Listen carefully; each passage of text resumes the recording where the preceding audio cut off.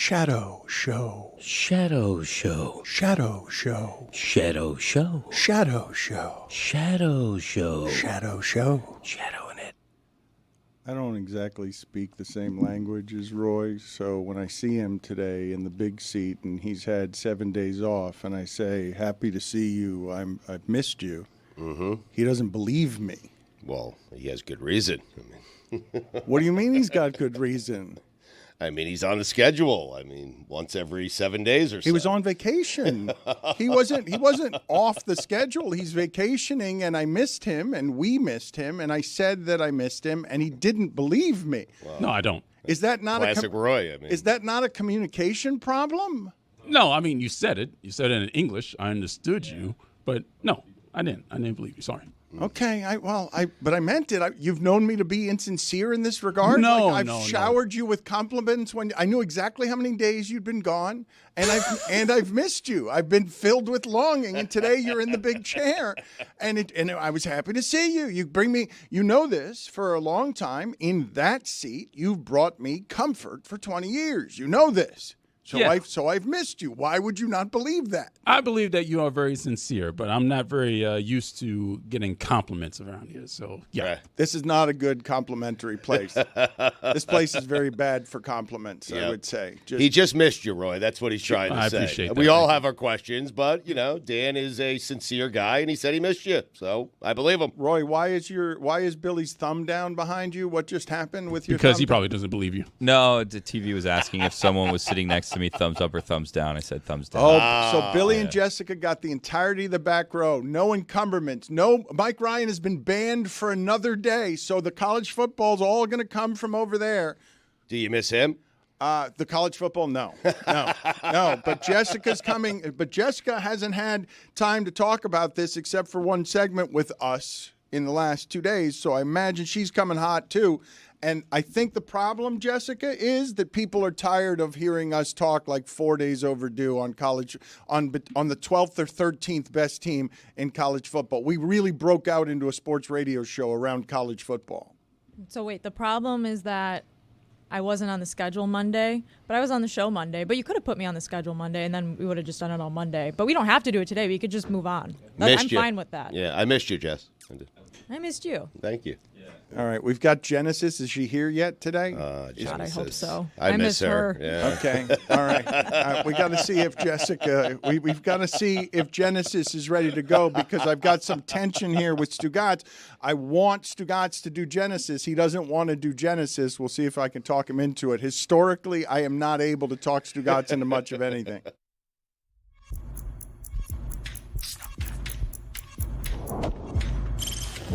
Stop that. Stop that. Stop that. Yeah. I hear him chat from the noise. Move too quick, can't stop for the talking. I hear him chat with the walking. Just too sharp with the prize. White girls let it tell me I'm awesome. Yeah. Hot like fire on the pan. If you wanna touch my please use caution. Cold like 0 degrees. I'm out the cage, gotta let out the beast. Revolutionary, gotta let out the streets. Locked in a cage, I'ma let out the sheets. We came for one man, forget my peace. You take the west side, take on the east. I'ma put him in the cage, never let out the. I hear him chat to the noise. Move too quick, can't stop for the talking. I hear him chat with the boys. Man so tough, but mans keep walking. Yeah, just too sharp with the prize. White girls, let it tell me I'm awesome. Yeah, hot like fire on the pan. If you wanna touch me, please use caution. Stop that. Stop that. Stop that.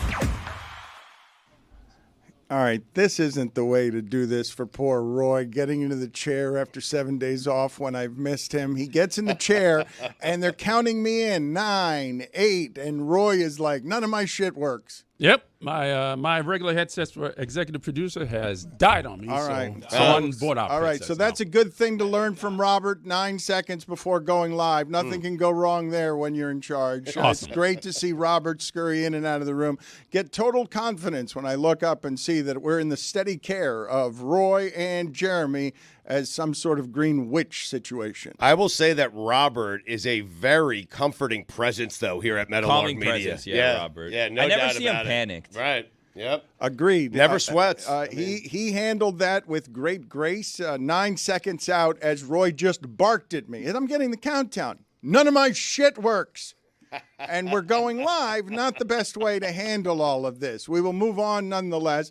Stugotz, we've got a bit of an issue. Okay. Over, as often happens, when David Sampson bounces against the things that we do here. Parts of our audience recoil because they don't like the corporate things that Sampson represents. And so sometimes when he comes down for the entirety of a week, onboarding him can be tricky. But this week, what we have is a genuine national baseball insider. He is a star at CBS. His baseball information is something that people go seeking because his expertise in baseball is very strong, and he talks about stuff in a way that knows the business a lot better than most people. And we've got him locked up in another room all week. And baseball's going crazy because it seems like the Yankees just spent money to win yesterday's PR with an injured pitcher, because now it's just that was a make good, yeah. Now it's just the Yankees spending $200 million for PR, even though it's a broken arm. Like, you tell me if I'm wrong, David. Can we go to David here in the other room right now, or your shit doesn't work on that either, Roy? We are getting that set up for you right now. All right, Robert. Calm as a cucumber. All right. Yep. Robert is not in there, and nobody is ready, and that's all good work at the start of our show. Excellent. I'm glad we were all ready to do this like I asked for before the show. A hot dog? I don't know what he's eating. It seems like it's It's a hot dog. Is it? French toast sticks doused in syrup, maybe? Yes. A massive bag of candy as well. I mean, what is happening? How do you guys imagine you would eat if COVID had taken your sense of taste? Don't you all feel like you'd be eating vegetables and healthy food instead of candy and French toast? Do we all not? Do you not think if I took away your taste, would you not suddenly have a diet that was 100% clean? But doesn't sugar still do something to your brain when you eat it, even if you can't taste it? Like, don't you get a dopamine rush or an energy rush from it? I will have to ask him more questions about his expertise as he eats candy. It stands to reason if all foods are tasting the same, that would be the time for a diet. Yes. I mean, it stands to. You're right. Well, yes. I'm not even just saying a diet. If you tell me, as someone who struggled with his weight all his life and doesn't even understand what it is or how it is that he eats sometimes, still at 55 years old, still don't know why it is that I'll want to eat a ton of things because whatever didn't get. The food was love in my childhood. I don't know what it is. Right. If you told me that I lost taste, it would be a mixed blessing and curse. I would hate that I wouldn't be able to enjoy food, but it would be an instantaneous diet where I would only eat the right things, I think, for the rest of my life if I could not taste. Is that not something that goes without saying? Because I'm surprised that Sampson's gone the other way on this. He's still eating junk. Yeah, but he weighs 84 pounds. But he could be eating healthy things. He could be eating things that are fuel for his body, and he's still eating shit, and I don't understand it. It seems hugely self-destructive. I disagree. Dan, when you're sick and you lose your sense of smell and taste, do you only eat steamed broccoli every day? To me, it seems like you would still eat the things that bring you comfort if you're sick or if you can't taste them, even if you can't taste them. But you're basically saying that eating then becomes it has nothing to do with taste. That's correct. I think that's true for a lot of people. Eating is more than just taste. Eating is coming together with your family and making a meal and enjoying it. Breaking bread. I don't know. There's a lot more to eating than just ooh, this tastes good, I think, for a lot of people. Do you guys enjoy eating? Love eating. Yeah. I'm doing it right now. Why, you don't? I found myself I don't think I enjoy eating. I think I just eat because I have to. You know what I mean? I'll go. It's kind of a hassle. I'll have the meal, but a lot of times, if it's dinner time and I'm feeding my kids or whatever, I'm eating standing up and I'm just trying to rush through it to get to the next thing. There's very few times, and Dan, I don't know if you enjoy eating or the practice of eating or the taste of the food, but I'm just I eat because it's a necessity. I have to have breakfast, I have to have lunch, I have to have dinner, and I do it because I have to.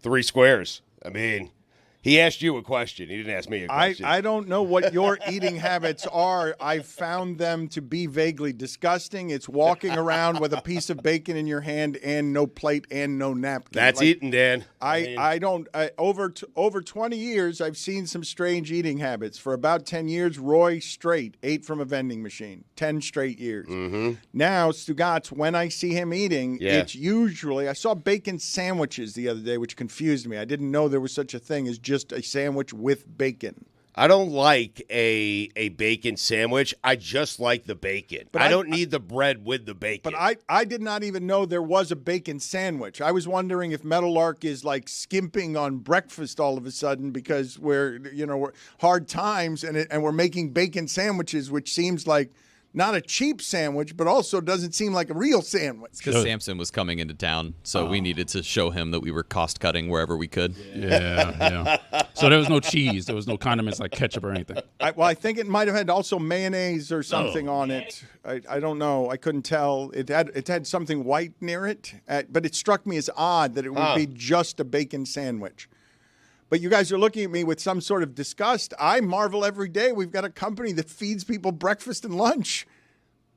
We do. It's a very nice thing. I probably look too deep into this, but I kind of make judgments about the company, Meadowlark in general, just based on the food spread. I do. It's probably unfair of me, but, when the food spread is good, I'm like, all right, we had a good week. We sold some stuff. We did something. We have some more money. And when we don't have a good spread, I start to worry and question everything that's going on around here. Don't pat yourself on the back too hard, Dan. It's pretty common for productions to have food on standby for people because, the people in the control room are there for 12 hours without a break most of the time. Jessica, honestly, forgive me if that sounded as if I was patting myself on the back. I just remember how I couldn't get ESPN to feed our people a breakfast that was going on at the Clevelander downstairs. It's why I wrecked First Take that day. I was mad that ESPN came in and all of a sudden ESPN's dining on what should be the food for the cameramen. So if ESPN's not paying people for to eat food, I didn't realize that we should all be eating during work. Do I have that wrong to be surprised by that? I think part of it is we don't get breaks and we're just working 7 hours straight sometimes without a 15 or so. Yeah. I don't know what it is. Eating's become a chore. I'm with you, Because Billy. then if different people start taking lunch at different times, then it's a situation where you can't get things done. Jason, so get back in the control room. We need to start. Please. That's what Let's be honest. And I don't want to cause problems here. Do you? Jason eats more than his fair share. Yeah. Oh, no. And Fuentes. Heavy hand Jason has on the food. Sometimes we get out there after post-game, all the food's gone, and it's you think 4 people were working here today? Nah, Jason came a little early today. He needs the protein. Mm-hmm. The amount of days I've had where I finish writing a title or a description and I walk out looking forward to lunch and there is literally nothing left out there, but people have already put away their leftovers to bring home for the night for dinner. Gino Fuentes. Oh. These are the things we have to navigate. What time Jason eats and what mood Kristen is in that day. Most days it's Mediterranean, so that's what we're eating. Right. Lamb chops. Okay, I am sorry. I just saw Robert howling with laughter in the other room, and a stray shot came across my ears on a channel that no one's supposed to be in that just screamed, "Talent eats all the food." Just a stray shot like this was on a. That's wrong. It's a I've got a channel in my ear I've never heard before. Okay, someone who is not supposed to be talking to me during the doing of a live show when all my executive producers' shit has broken apart isn't supposed to be a stray shot. Talent eats all the food. Now I got director Jason trying to get in there before you guys because everyone's putting it in their pockets and going home with it. I can't believe Lewis said that to you in your ear. He's not on that channel. This was a private channel I've never heard anybody on. I've never heard that voice accusing Talent of eating all the food. It's a voice. Is that Harry? Harry! With Lucy? Who was that? I didn't even know who that voice was that just accused Talent of eating all the food. Talent's doing a lot of work there. Easy King Le Batard with your off-limits people who aren't allowed to talk to you. Oh, no. Samson is in the other room. Let's go to him and find out. First of all, have you thought about eating healthier? No, I have not. I have thought about what it would take to not have pork in every single offering for every meal that you guys serve. I've thought about that. Can you tell me what it is? Here I was patting myself. King Le Batard was patting himself on the back for producing breakfast and lunch, and Jessica said something that I hadn't even considered, which is production services. If you're working 6 hours a day, it's always with breakfast and lunch. Hadn't even considered it. Yeah, when we looked at the budgets, Dan, you should know that you guys are a little skimpy on the food budget, but I will say that there is an amazing job that's done by your people to get food in. Love it. Just really attentive, but just lots of pork. So much. But so you're saying that Meadowlark and its bacon sandwiches is producing bad food? I'm saying I went to up the budget on that. I'm upping the budget on the food. Okay. I think it's important. I also am going to start secreting some away because what Jeremy said is exactly accurate. I had a late show yesterday, and when I came out, there were no more Chick-fil-A bacon burgers, and that's outrageous. Jason. Okay, so we will find out what's going on with Jason in a second. But he's eating. I am sorry that we disrespected your takes and your talent over the last couple of days because people are seeking you out for your baseball information. If you want, I am assuming nothing personal was consumed by baseball today, although he covers a lot of different stuff on his podcast. What is the most interesting stuff from baseball yesterday, David? The Yankees.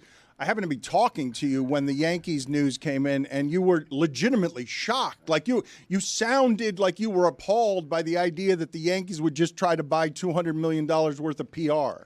It just wasn't necessary, Dan, and I think the whole industry is less than happy about the Max Fried contract, except for Corbin Burns, of course, and Scott Boras, who are the amazing beneficiaries of this contract because Burns will get more than Fried.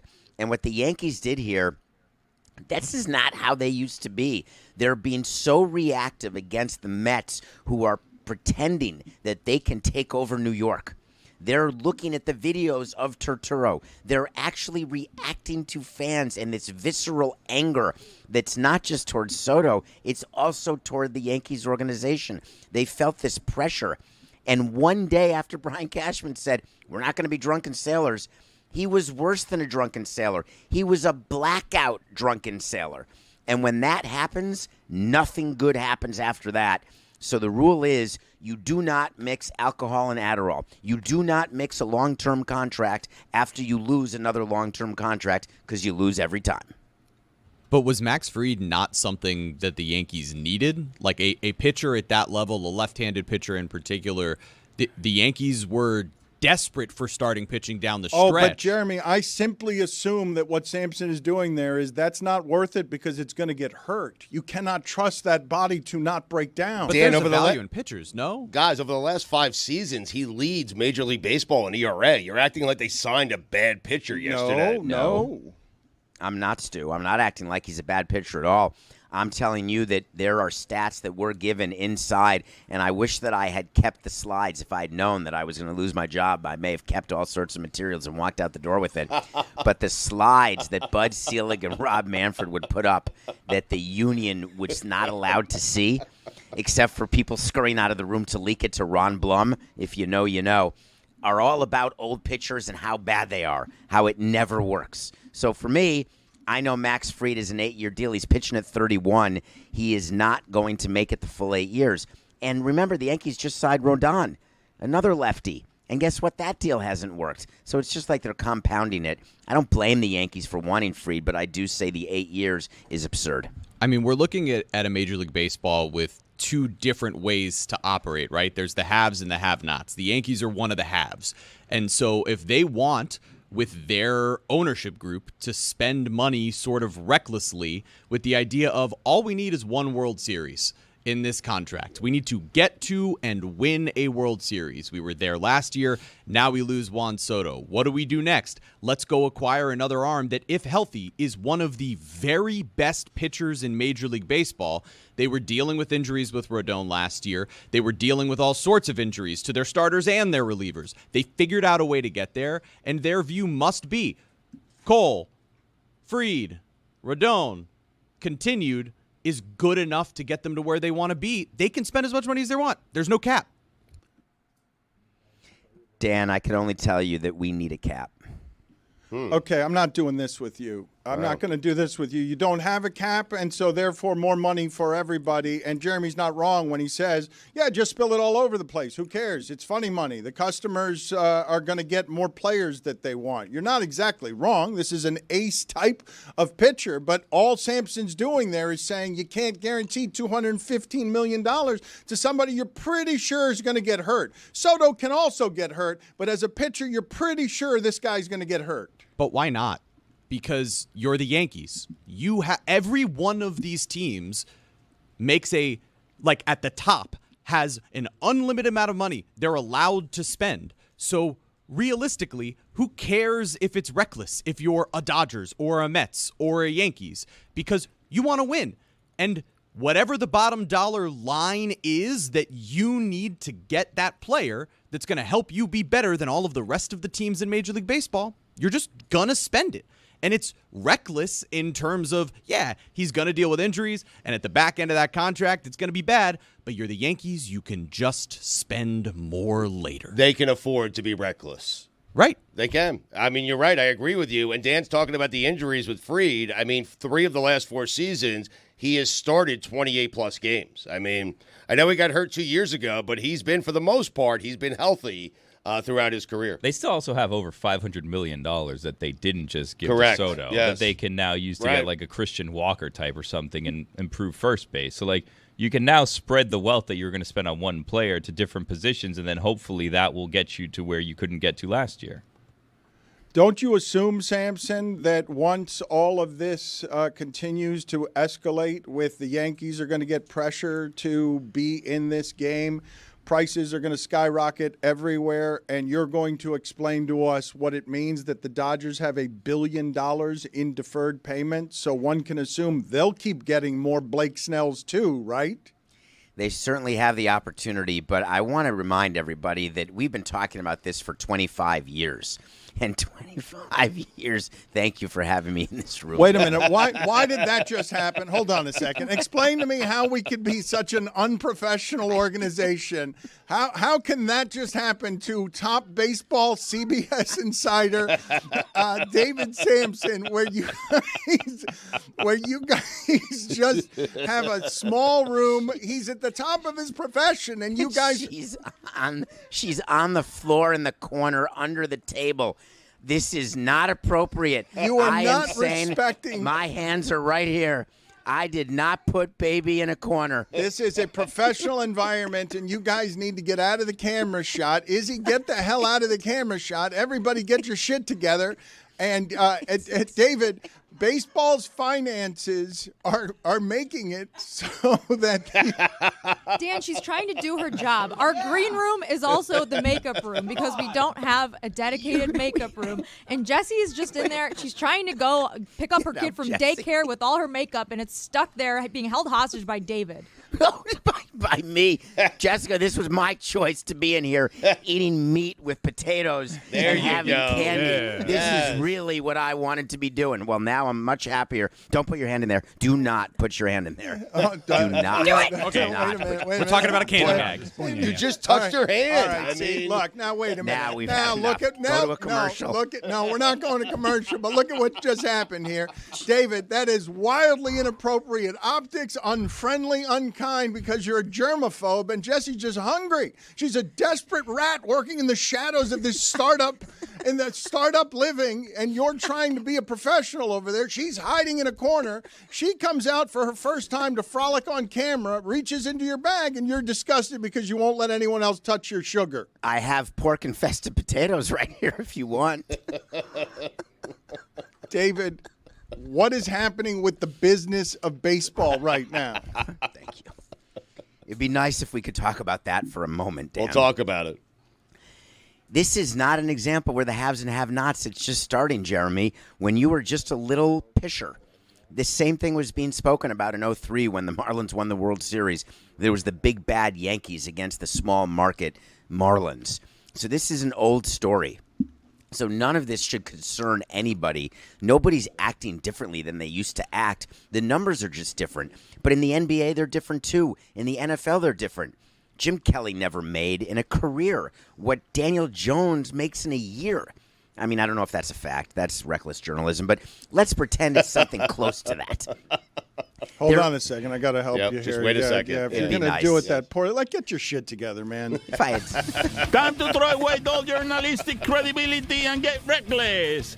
Here is something we like to call reckless speculation. You're good. I am good. I believe that Jim Kelly was underpaid because he was old. He's old. In his whole career, his career earnings are less than Daniel Jones made in that guaranteed nightmare of a contract with the New York Giants.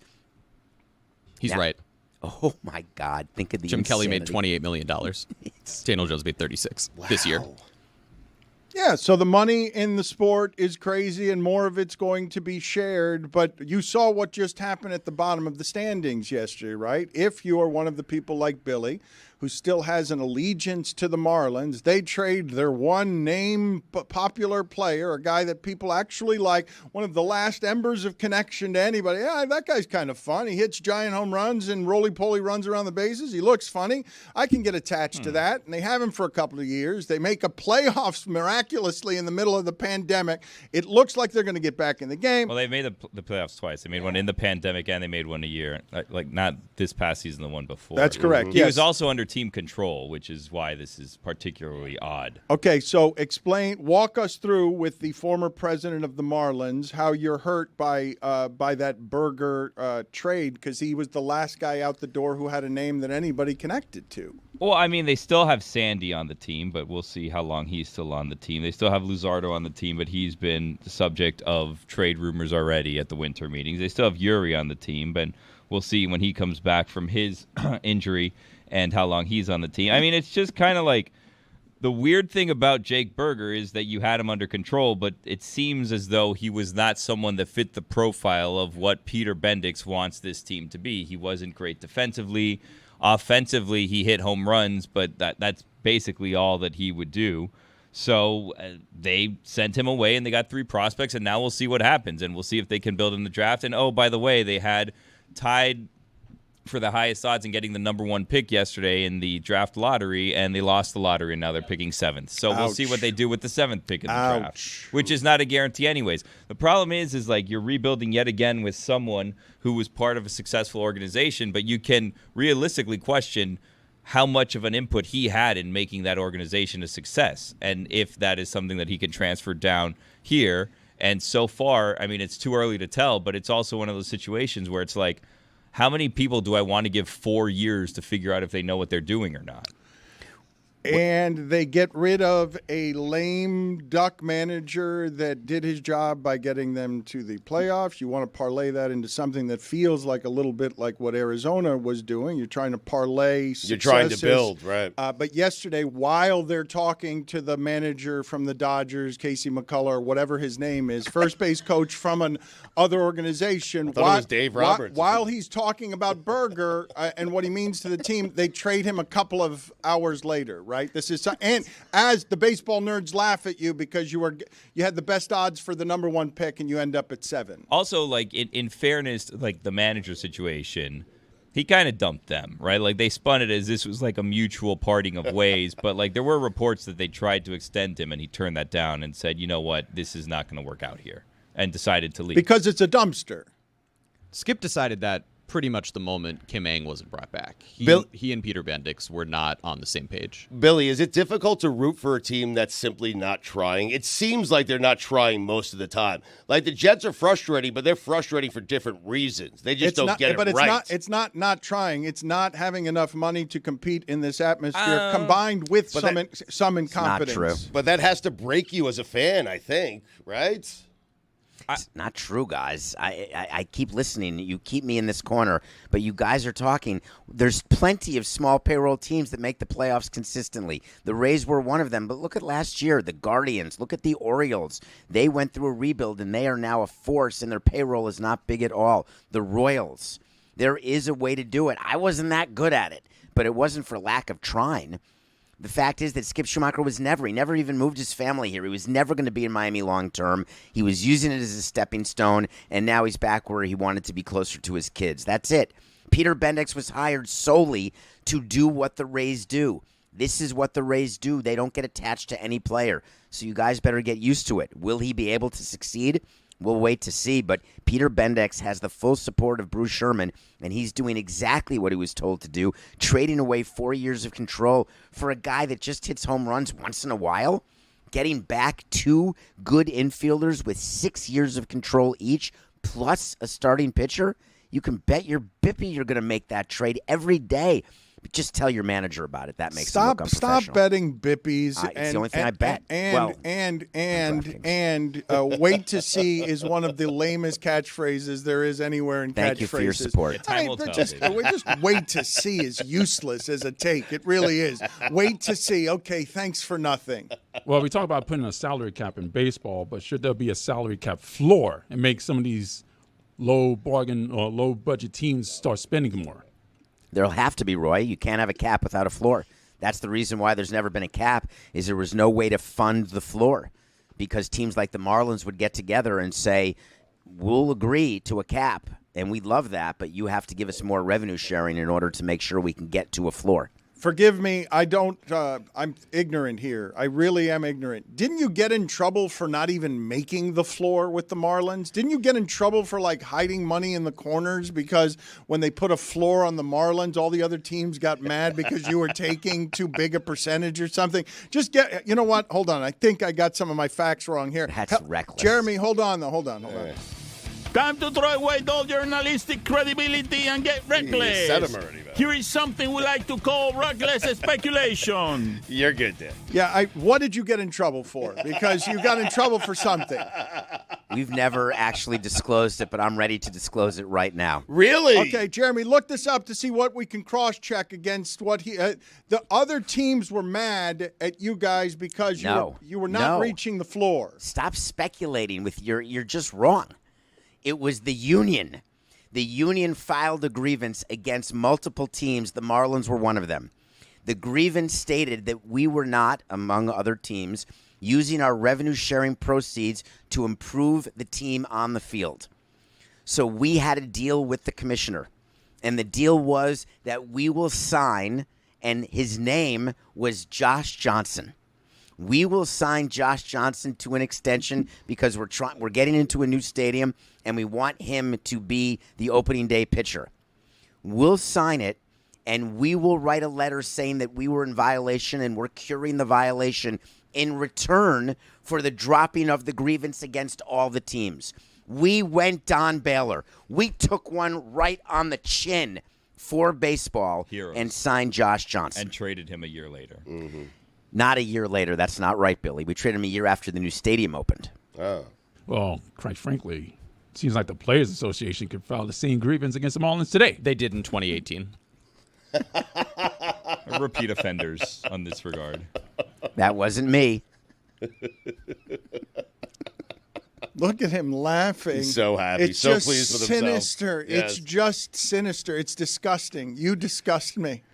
David, I am wondering, you mentioned documents and you regret not taking some documents with you on the way out the door. What documents do you regret not taking with you?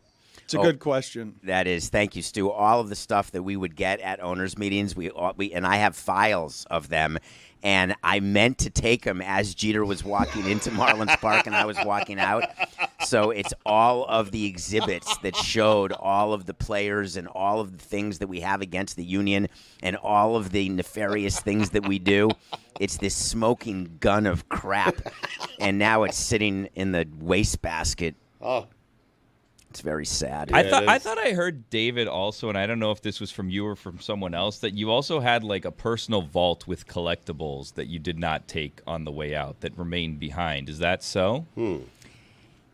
That's yes. He's an insider, David. Wow. Wait a minute. Look at what David has never been rattled, speechless, and you have look, David thinks the greatest currency there is information.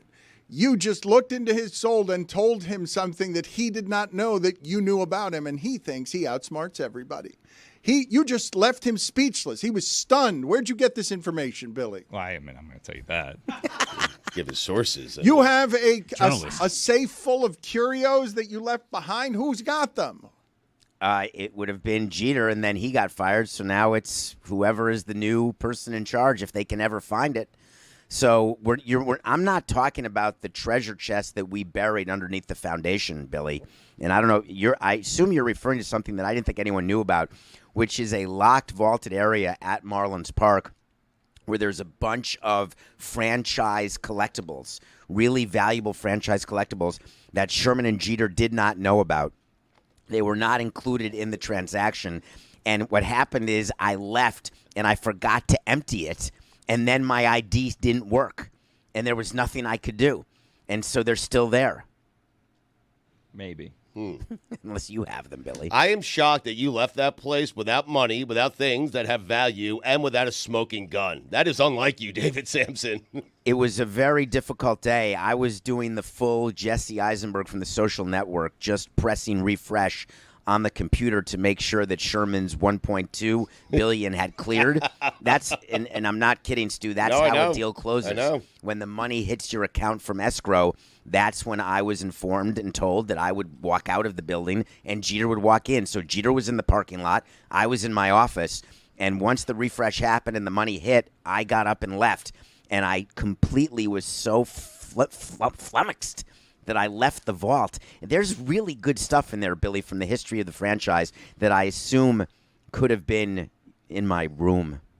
Darn it. David, I cannot imagine the feeling of seeing $1.2 billion hitting a bank account. What was that moment like? So it's not how that works. It's not $1.2 billion, actually. That's the overall value of the team. It's much less than gets transferred on closing day. So it was only about $662 million that comes in. Poor David. And so it wasn't my account as much as it wasn't mine. So it does feel like a relief. It doesn't feel – it's just numbers on a computer. It feels very much like a relief because the concern was that Jeter and Sherman would have realized early that they were overpaying and not close. And then we would have been totally screwed. But I would have had the stuff in the vault. So, was that realistically a good day or a bad day for you? Because as soon as that closes, you kind of know you're probably on the way out, right? Yeah, I knew negotiating that I was going to get fired and get to join you. What a great day, knowing that I can spend my time with you guys at Meadowlark. It's like a dream come true. For 1/10 of the salary and 20/10 of the aggravation and pork in every piece of food, it's like a dream. Billy, you know what I'm thinking? Heist. Wow. I like it. Hey. Yeah. Gonna get that Jeremy Hermida ball after all. Jessica, I would absolutely agree that we could get into Marlins Park because I know some different ways to access the building, but I would need help. We'll stuff you in a suitcase, like an Ocean's 11. You guys really want heavy-handed, Stugotz. You guys really want this person accused of a second heist of Marlins baseball? We would get away with it, Dan. He's gotten away with it. Look at him. It's just numbers on a computer, and he's out here laughing as the face of corporate greed. I don't know if this is getting away with it. He's sitting in a room. He's locked in a room on a couch with a makeup person. He got his $1 billion, and he got out of the game, and now he hangs on to the game as an information insider, doing it in a way that's almost as fun as when he was inside the game. In fact, I would ask you that question. Which is more fun? What you're presently doing right now, holding a microphone, or being the president of a Major League Baseball team, or the Marlins anyway? It's way better to create the news than to report it. So you had more fun as the baseball president? I said it was way better. I have more meaningful interactions now, which I appreciate, Dan, but make no mistake, creating history one way or the other, good or bad history, is better than reporting it. A lot of bad. Some very good, Roy. Some. Anything else from baseball yesterday that people would be seeking you out on because they got a little bit of it on Nothing Personal, but you were telling me that you'd embargoed some secret baseball thoughts for just our show? Yeah, I wanted to talk about one thing about the Max Fried deal that we did not cover on Nothing Personal, and that we saved what you call a scrap. When you are a team and you are in a position where you don't get a player, what an agent does is they call the team and say, we can solve all your problems. We can take away all the negative PR. And what the Yankees got is it wasn't even Boris, because Max Fried is represented by a company called CAA. And CAA does not normally traffic the way Boris does in terms of putting their players where it's just about money. But what Boris has done by retaking the world with the Soto deal, he has caused other agents to act more like him, not less like him. So CAA goes to the Yankees and says, we will solve your problems, but you are going to pay, and it's going to hurt. And that's the only way a deal comes together as quickly as it did, is when it's a one-way deal. The Yankees just gave in to what CAA asked for, not even believing that the Yankees would say yes to it. There was no talk of an 8th year until Soto signed, and then it happened in a day. And the only way that happens in a negotiation is when one side gives. And my God, the Yankees were bent over.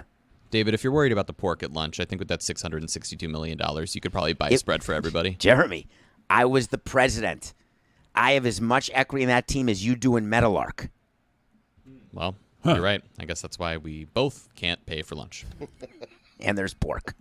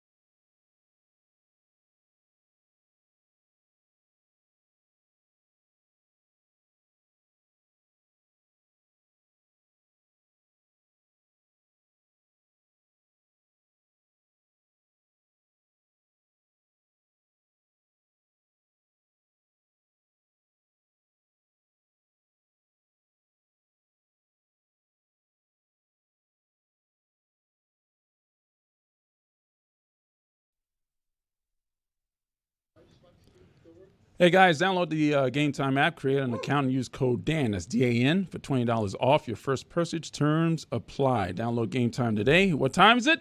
Game time? Thank you. If you were a thief, and I told you that you lived very close to where Joe Burrow was, and the television suggested that he was out of town, busy at a game against the Dallas Cowboys, that seems like a pretty good house to rob.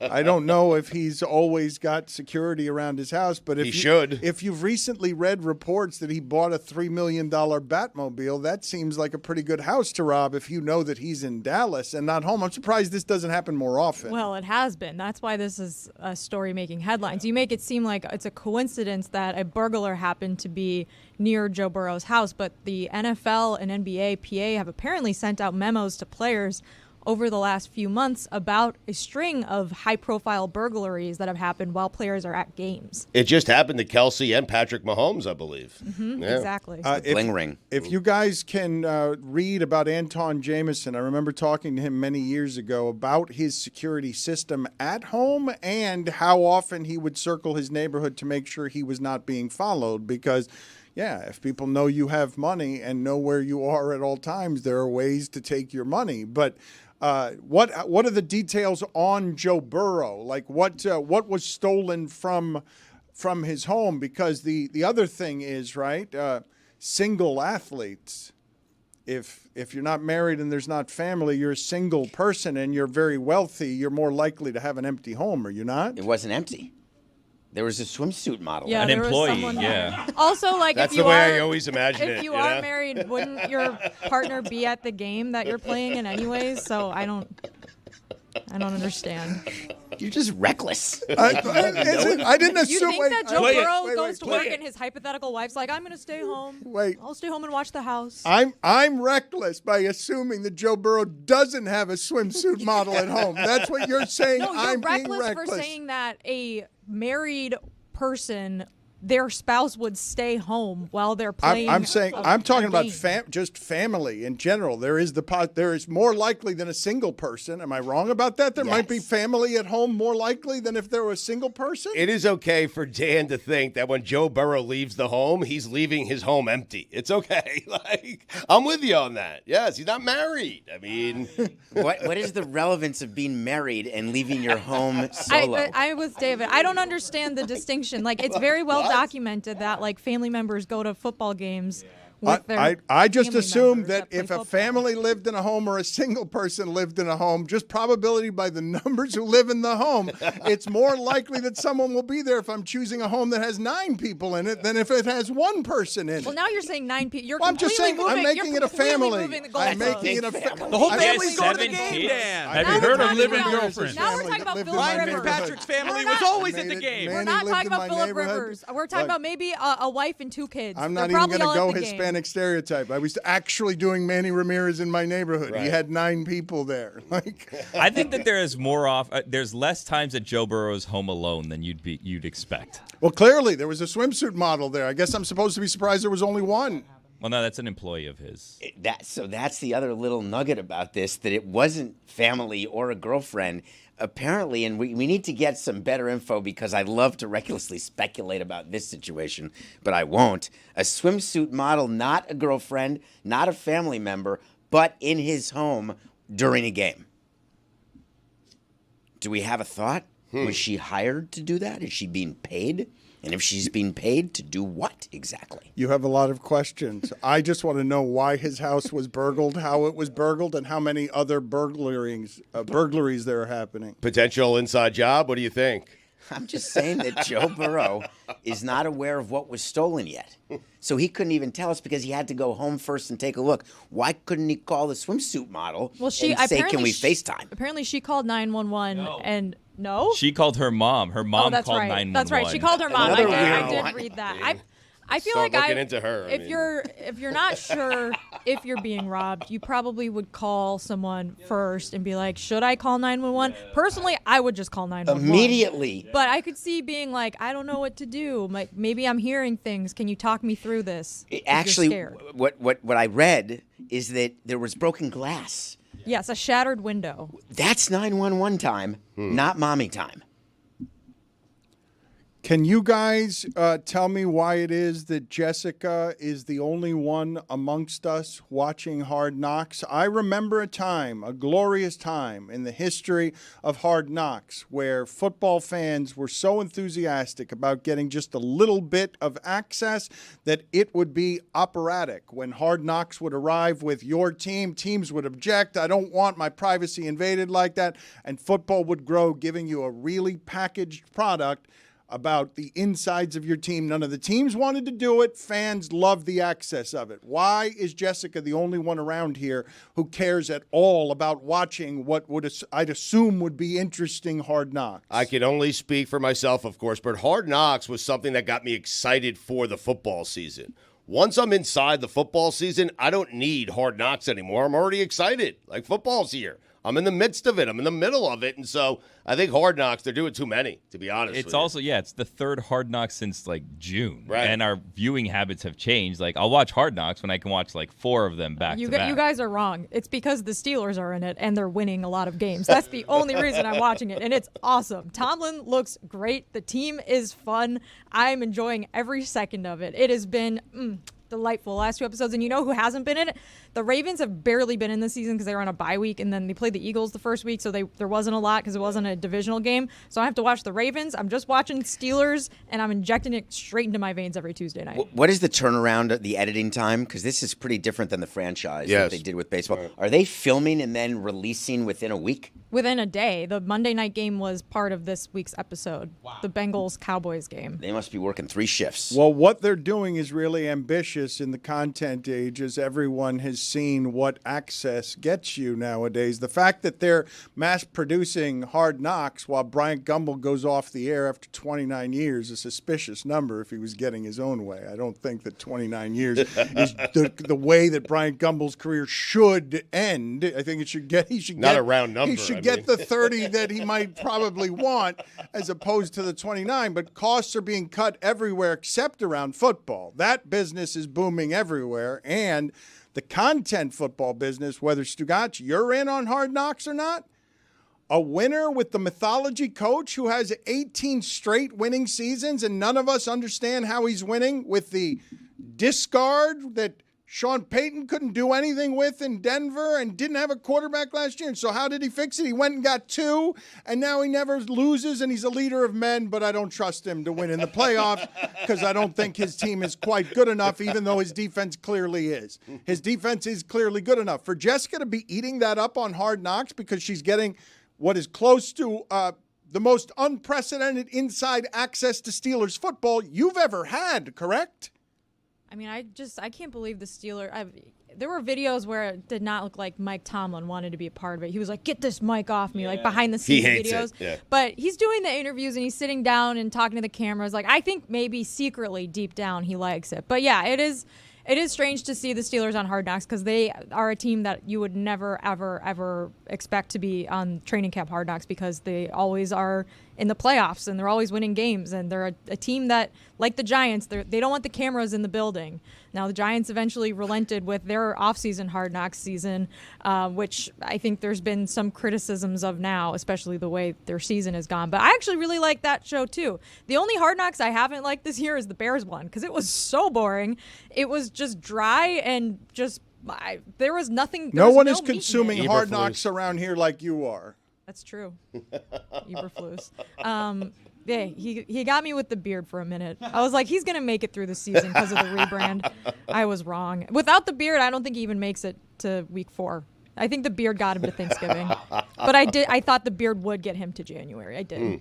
I want to play again today the game that we started yesterday with Is He Human? But I also want to ask questions of a colleague here because I don't know if some of us know something about Roy that seems to really delight Billy. I don't know if the rest of us, I don't know what you guys imagine. When Roy goes on vacation, I told Roy, I'm like, it's an odd time to go on vacation in December. And he's like, yes, it's part of Princess Claire's birthday week celebration. And then I learned something that I did not know and I did not have on my bingo card as someone who thought he knew Roy.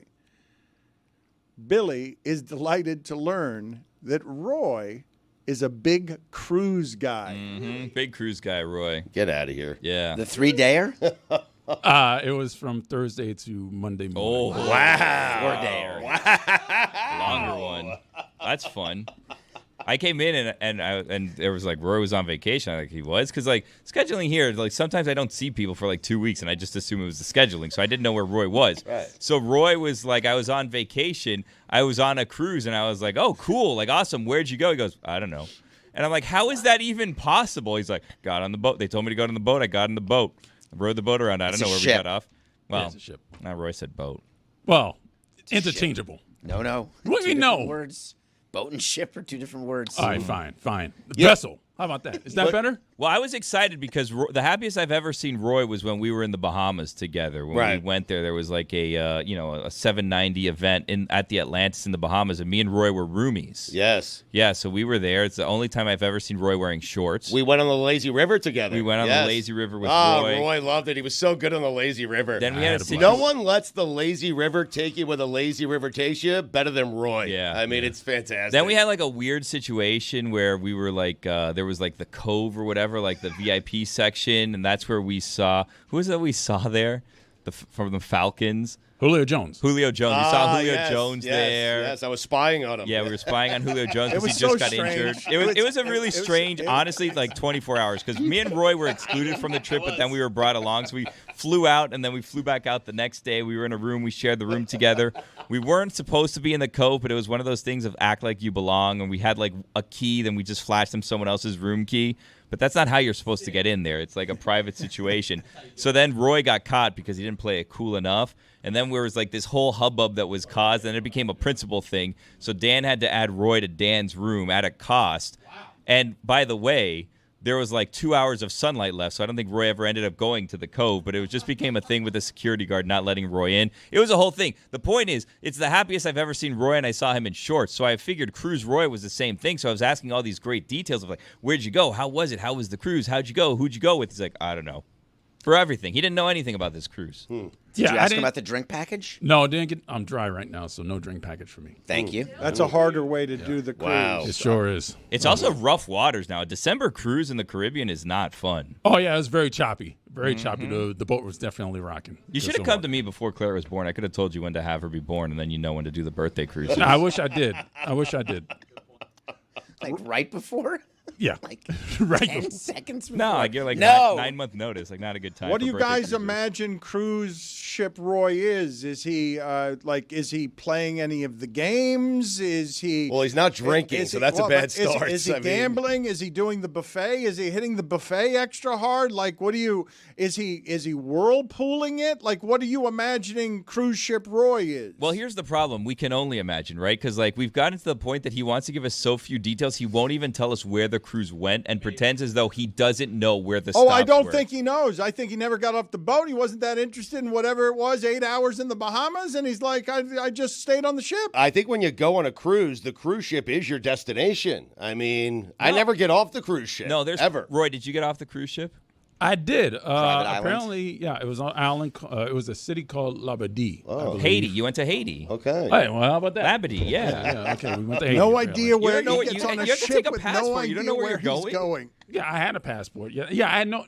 Listen, my family booked a trip, and I walked on the boat. That's pretty much it. Ship. So you followed. All you did was your vacation was to follow your wife and child to parts unknown on a ship you're still calling a boat. That's right. Because you know nothing about what you just did. You went and saw the world and returned with no knowledge. That's right. That's exactly what. Well, I no, did. he could tell us how great a place of the world was. And we're like, what place it was? Like, I don't know. The place my ship took me. A whole bunch of tourists. What if you were taken? You had one call. You call me. You're like, Billy, I've been taken. Come find me. I'm like, where are you? You're like, cruise ship. You have him using his call on you? I could find him. Drop a pin. It's not hard I already anymore. found the cruise itinerary. Wow. Oh, where else? else? Nice. Looks like a nice 4-day. You're 1 day at sea, 1 day at Labadee, and then 1 day at sea, and then you come back, right? Yes, that's what happened. Yeah. Little shuffleboard. You know about this more than I do. Royal Caribbean. Can you give me some I wish. information on You some didn't of play? the activities that Roy did or Roy, didn't do you have a little partake hat in? with like a solo umbrella just for your head on top? No, I did see a captain's hat in the gift shop that I wanted to get, but Anita didn't want me to buy it. So Oh. Well, and that's So the the highlight way. of the trip is you saw a hat. Yeah, that he you saw a liked? hat. That's it. That's the one highlight of, of yes. Roy's trip is he saw a hat he was not allowed to buy. He looked at it with great longing, and then he went and had a sad piece of cruise ship pizza. What about the nighttime events? There's entertainment every night. He wasn't drinking. I You mean, did none of it? You didn't go to the shows? Roy was the entertainment. Roy, what were you doing on Did this you host cruise a live ship? podcast for everyone and talk about the Panthers? Having a that would bad have been time. awesome. that would have been awesome, but I did not. No. Did Dork go? No, he did not. He was working. On the cruise with you? No. This No. sounds terrible. Well, it wasn't terrible. I mean, I spent a majority of the time sitting on the balcony watching water. Oh, you got a balcony. All right. The balcony. So Okay. It was very relaxing. Did you get one of the animals made out of the towel or whatever? in Yes, your I room? did. I think we which got two. animal? We What got was two it? of What them. was it? I didn't really look at it. Claire had it most of the time, but I didn't really look like at an it. I think it elephant. was- no, it may have been a rabbit. impossible. It may have been a rabbit. Listen, How do Did you you not get- remember? It was Did like you get 4 hit in the nights head? ago. Like, because what's I'm going old. on That's here? why I'm getting old. I'm starting to You're forget not stuff. that old. I'm not that young. That's not true. Roy, it is breathtaking that you just returned from a vacation from which you have no remembered details. now- You were sober the whole time. You All right. don't know what city you went to. You don't know. You just saw a vast, sprawling ocean, which looks the same in every direction. very peaceful though. Very I peaceful. believe that I have tracked down the ship that he was on because I found a ship with this itinerary. Did you go on the flow rider on the back of the ship? No. The simulated surfing thing. You didn't do that. No, I did not. Okay. Did you go to Splashway Bay? Claire went to Splashway Bay. Okay, Claire. great. Did Yeah. you do the rock wall? No, Anita did the rock roll. Okay. Did you watch? You didn't watch Grease, obviously, which is Hell being no. performed on this ship. Okay. Absolutely. Did not. you do anything? What did you do while they were doing this? I was balcony. watching Claire to make sure she didn't get kidnapped. That's one. Good dad. And Well, they can only take you so many places in the middle of the ocean. yeah, that's true. And then the buffet. All right. Did you overeat? I did. Did it you on go to the the poll. casino? Put it on the poll, I please. stopped by it, but I didn't play You walked through. At Le Batard because I Show, lost. do you overeat on the cruise ship buffet? Does everyone overeat on the cruise ship buffet? What you've just described, Roy, is you go from the furnace of whatever it is that working for this place has been, and you go toward the ocean, and you sit on a balcony, and you unplug your cord from the wall, and you power down for 4 days staring at the ocean. I guarantee you, if I look, he was tweeting. Absolutely. You got the internet package. I got the internet You package. didn't unwind yes. whatsoever. No. I checked the phone from time to time. Did you go on the water slides? No, Claire did. I You did were not go on watching hockey the entire time you were in the room, were you not? I wish I was watching hockey. I wasn't able to watch any. I watched the Dolphins game at the bar, and that was it. So you didn't get sports, you didn't get gambling, you didn't get drink. A There's bar he ice wasn't skating. drinking yet. Did you guys ice skate? Yes, we did. We There's did. We ice did. skating You on ice the skated. boat? There it is. Finally, we have found something. Were you checking Thank people you, into the Roy. glass It's like always hockey? good to volunteer none of this and make us interrogate you to get it out of you For by 5 minutes. By crowbar out of your mouth. It's good that you volunteer none of it. You don't remember anything, but now we've sparked a memory. Yes, we ice skated. If he was taken, he'd be returned. It'd be like, this is way too frustrating. We can't get anything out of this guy. Exactly. Did That's you the get part of off- my evil master plan. Did you get off the boat when you got to Labadee? Yes. We walked What- around the island. And you walked around? Nice. Yes. And I Nice. sat on a beach chair the entire time. Okay. That sounds nice. Did you take any seashells or? Claire took one seashell. That was it. By the You can't do seashore. that? Yeah, exactly. Okay, you know what? It's not no, great. What are no, you no, doing? You know what? What? I'm What gonna- happened there? Me? Major penalty, 5 minutes, swooning comedy. By the seashore, seashell by the seashore. Get out of here. That's not a helpful addition to what it is that we were doing on the show. It's not a funny joke. It's not clever. It's lazy. And you were somehow worse than us having to interrogate Roy for 5 minutes to extract from him, like archaeologists, that he went ice skating on a cruise ship. Content, Dan. Did you zip line? It's part of the game with Roy. I have here a highlight from Roy's cruise. This is from his Twitter account on December 9th. He retweeted this tweet on December 9th while he was in Labadee, Haiti, or on his way back from Labadee, Haiti. It was a tweet from someone named Mark Lazarus, and it just says, 44 years on this planet, and I never realized that the, quote, New York and Rangers are in all different fonts. That's insane. On the logo. Why would someone do something like that? Wait, it is? Yeah, that's what? what he. Yes. What? That's what he did while he was on his cruise. He was retweeting. Well, that would have stopped me in my tracks too. Now I have to Google it. Yeah, pull up the logo. I'm pretty certain that guy runs NBC Sports. No, What? he's No. the Blackhawks beat reporter for The Athletic, right, Roy? And here's Zendaya in a giant hat. That Wrong you Lazarus. retweeted. This is what you were doing from your balcony. He on the was cruise. risen from the dead, Stugotz. Come on. Bible joke. That's great. Jeremy, please go to the other room. It is time for your victory lap. I don't know what it is that the victory lap is about, but we'll get to it in a second. Also, do we know if Genesis has arrived? I will say, you know that I don't do advertising around here, but if I were to advertise how you fix your body late in life so it doesn't have a great deal of pain, I would advise a lot of Genesis in your life or a lot of her mentor, Al. So some of the people around here are going to take a mashing today to see if we can get some of the stress out of their body. But, Billy, can you help me do some work here on Stugotz emotionally? I can rarely convince him to do anything that he needs to do for himself so that he takes care of himself. He tends to rebuff me.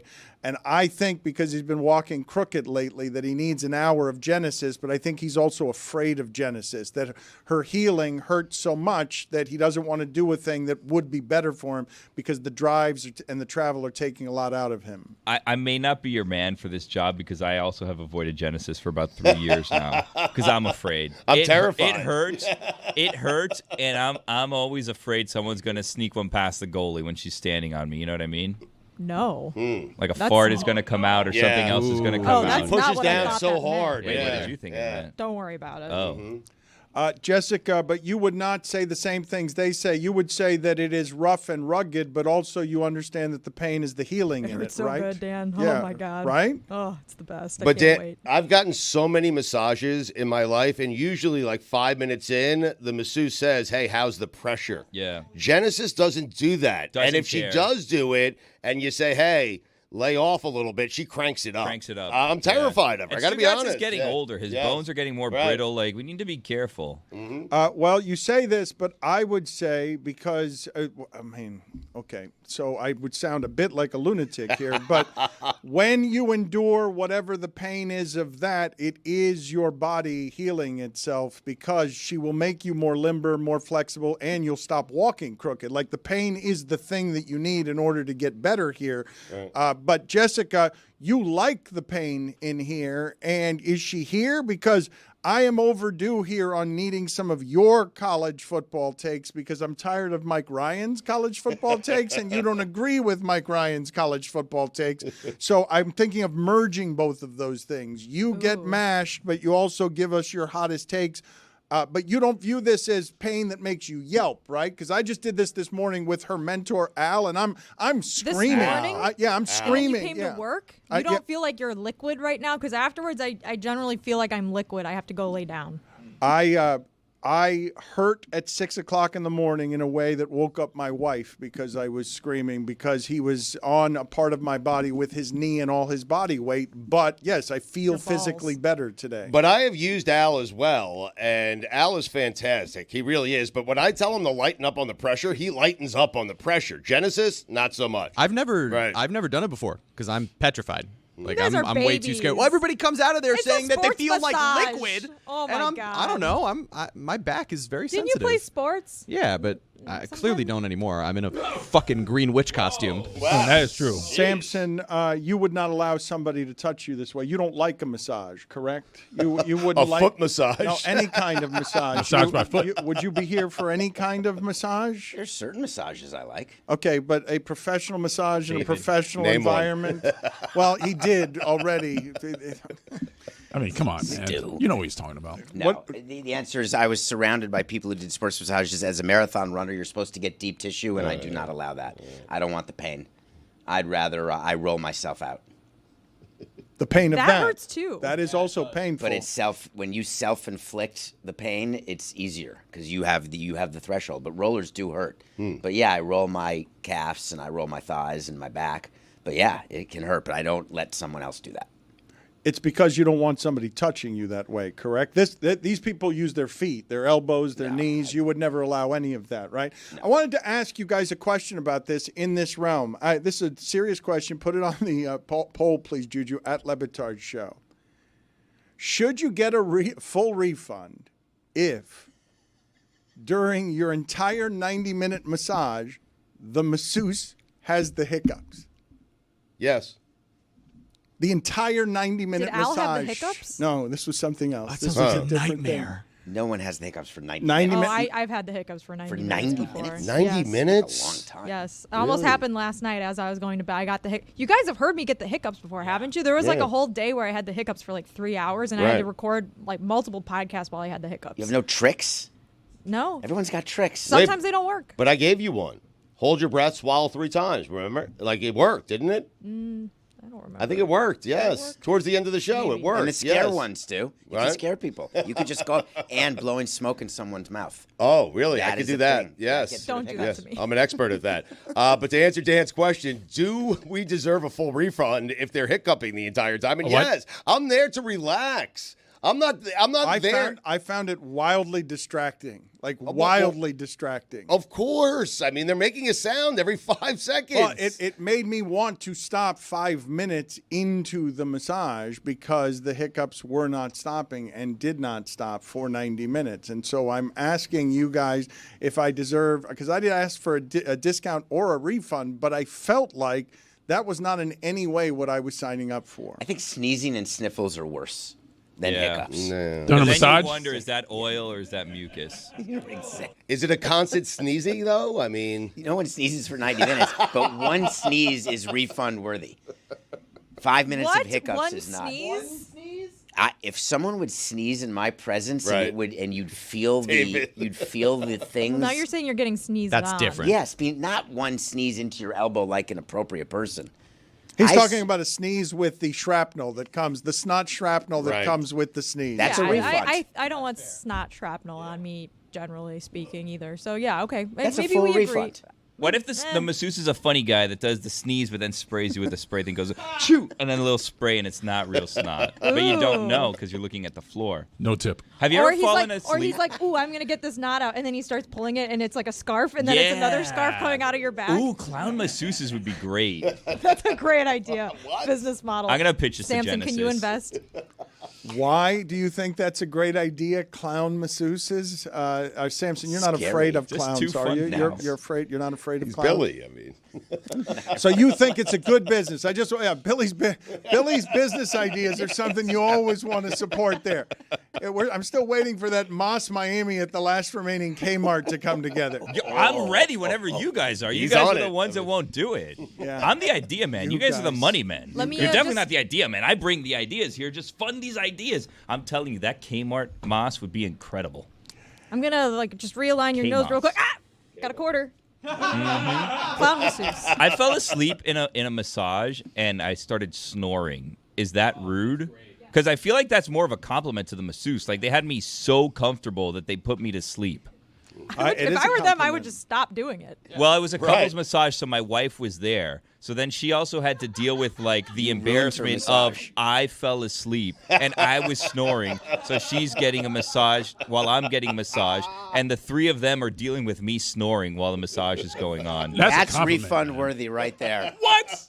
If you are getting a massage next to your significant other who's snoring, Yeah. don't get a couples What's massage. the refund? What do you mean? What Her is the massage got ruined. Yes. I want to. His wife should get the refund. I like the idea of just getting free couples massages forever because I just keep falling asleep and snoring, and she gets a refund on. You game the system. You guys, These though, clowns are never going to see it coming. you skipped right past Jessica's thievery of you fall asleep during a massage Jessica's giving and start snoring, you're going to wake up and she's going to be eating a sandwich nearby when you wake up because she's just going to stop working.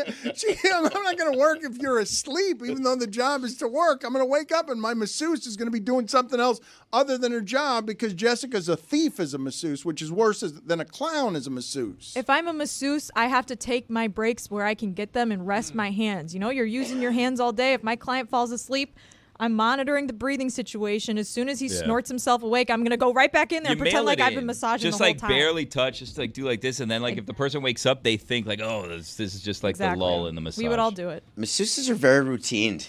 So sleep or no sleep, arm and then arm. Very and then disciplined, down. yes. It's a whole thing. They do the same thing whether you're awake, asleep. Once in a while, it's the whisper, how's the pressure? Yeah. They do that. Except Genesis. I'm skipping the arms if you're sleeping. I'm not doing your arms if you're asleep. No, but I'm saying that as a professional masseuse, you would just do it as a matter of course. Taking a break. It's sandwich time. I got to restock the gunpowder in my trick handshake, so I'm taking a break really quick. I'm the clown masseuse. I got you smoking a cigarette in the corner of the spa and eating a sandwich. Even though why would you be smoking a cigarette? You wake up the person who's snoring because you're having a heater in the corner. That's a candle, Dan. It's an ash, the ash-scented candle in the corner of the spa. Why is there a clown masseuse, though? Why do you think this is a good idea, Billy? Because I will tell the audience, we have not celebrated around here, okay, in the gambling corners of the universe where people are making you money because they got inside information.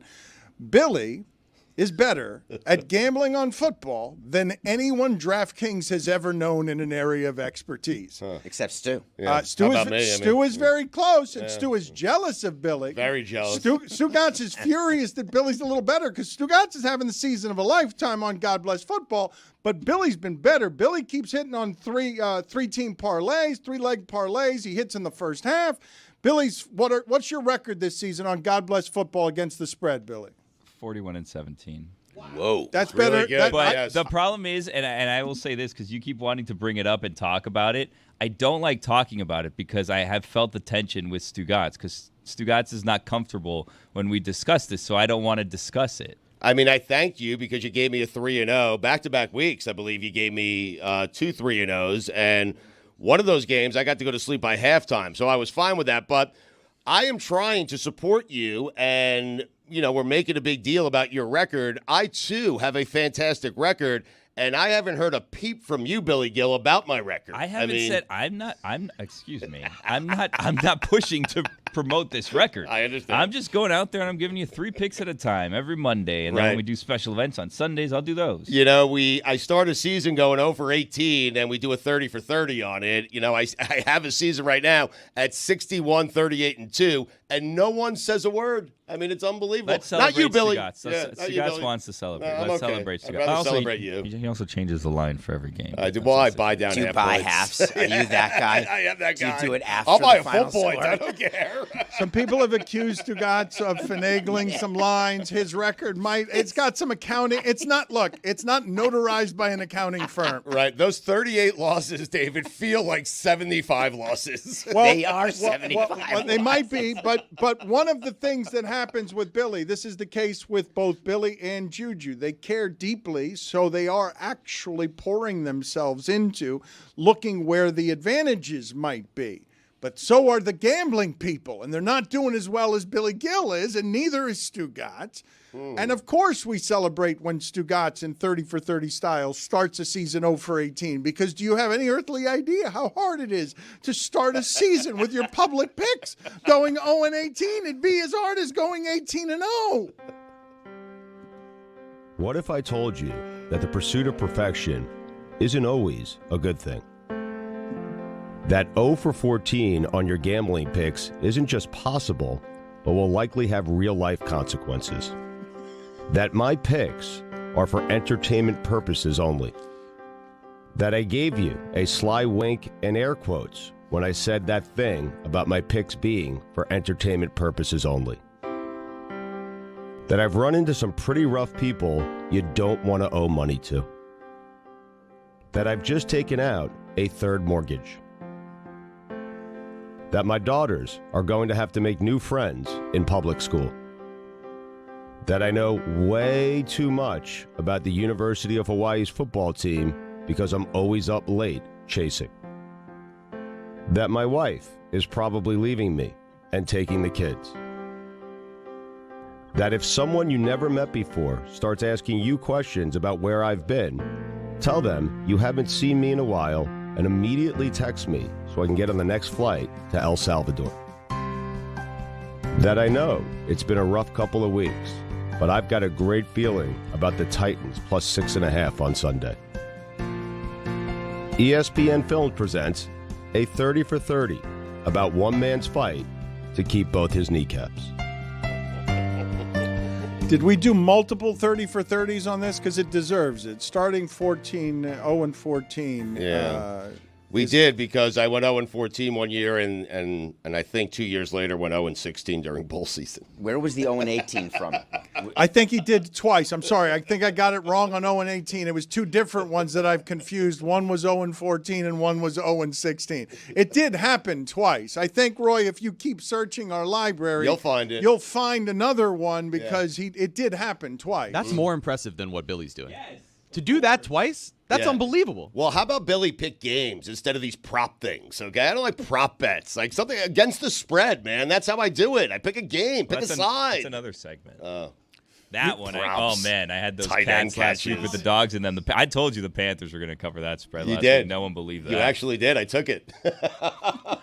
Stugotz has been making a killing. Stugotz has been betting Billy's bets the last three he's made, because Billy's gone 8-1 over the last three bets he's made. I had an awkward conversation, David, where this isn't how we're supposed to be doing it at all, but I told Stugotz, I go, you know what, Stugotz, I'm going to pick games to lose on purpose next week, just so that you feel like, just for your ego, I'm going to pick losers just for you. What's the worst bet I can make? Never.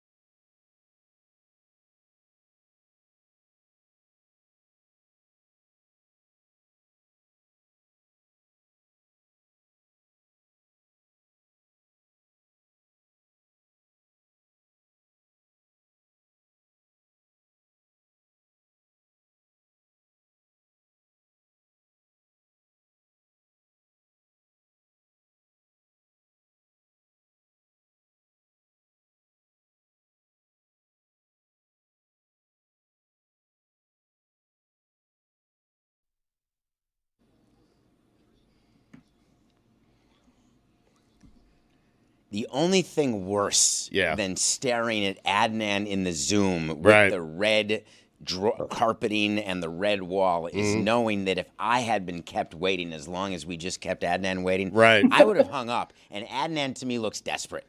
He looks angry, and he has every reason to be angry. I've never seen Adnan angry, though. That's the problem. So I don't know what it looks like, but I felt like I just saw it. I mean, you're in a Dallas hotel room, aren't you, Adnan? How do you know that? Listen, one thing David Sampson knows, with all the travel he's done, he knows his winter meetings. I'm actually at the Hilton in downtown Dallas. David's absolutely right.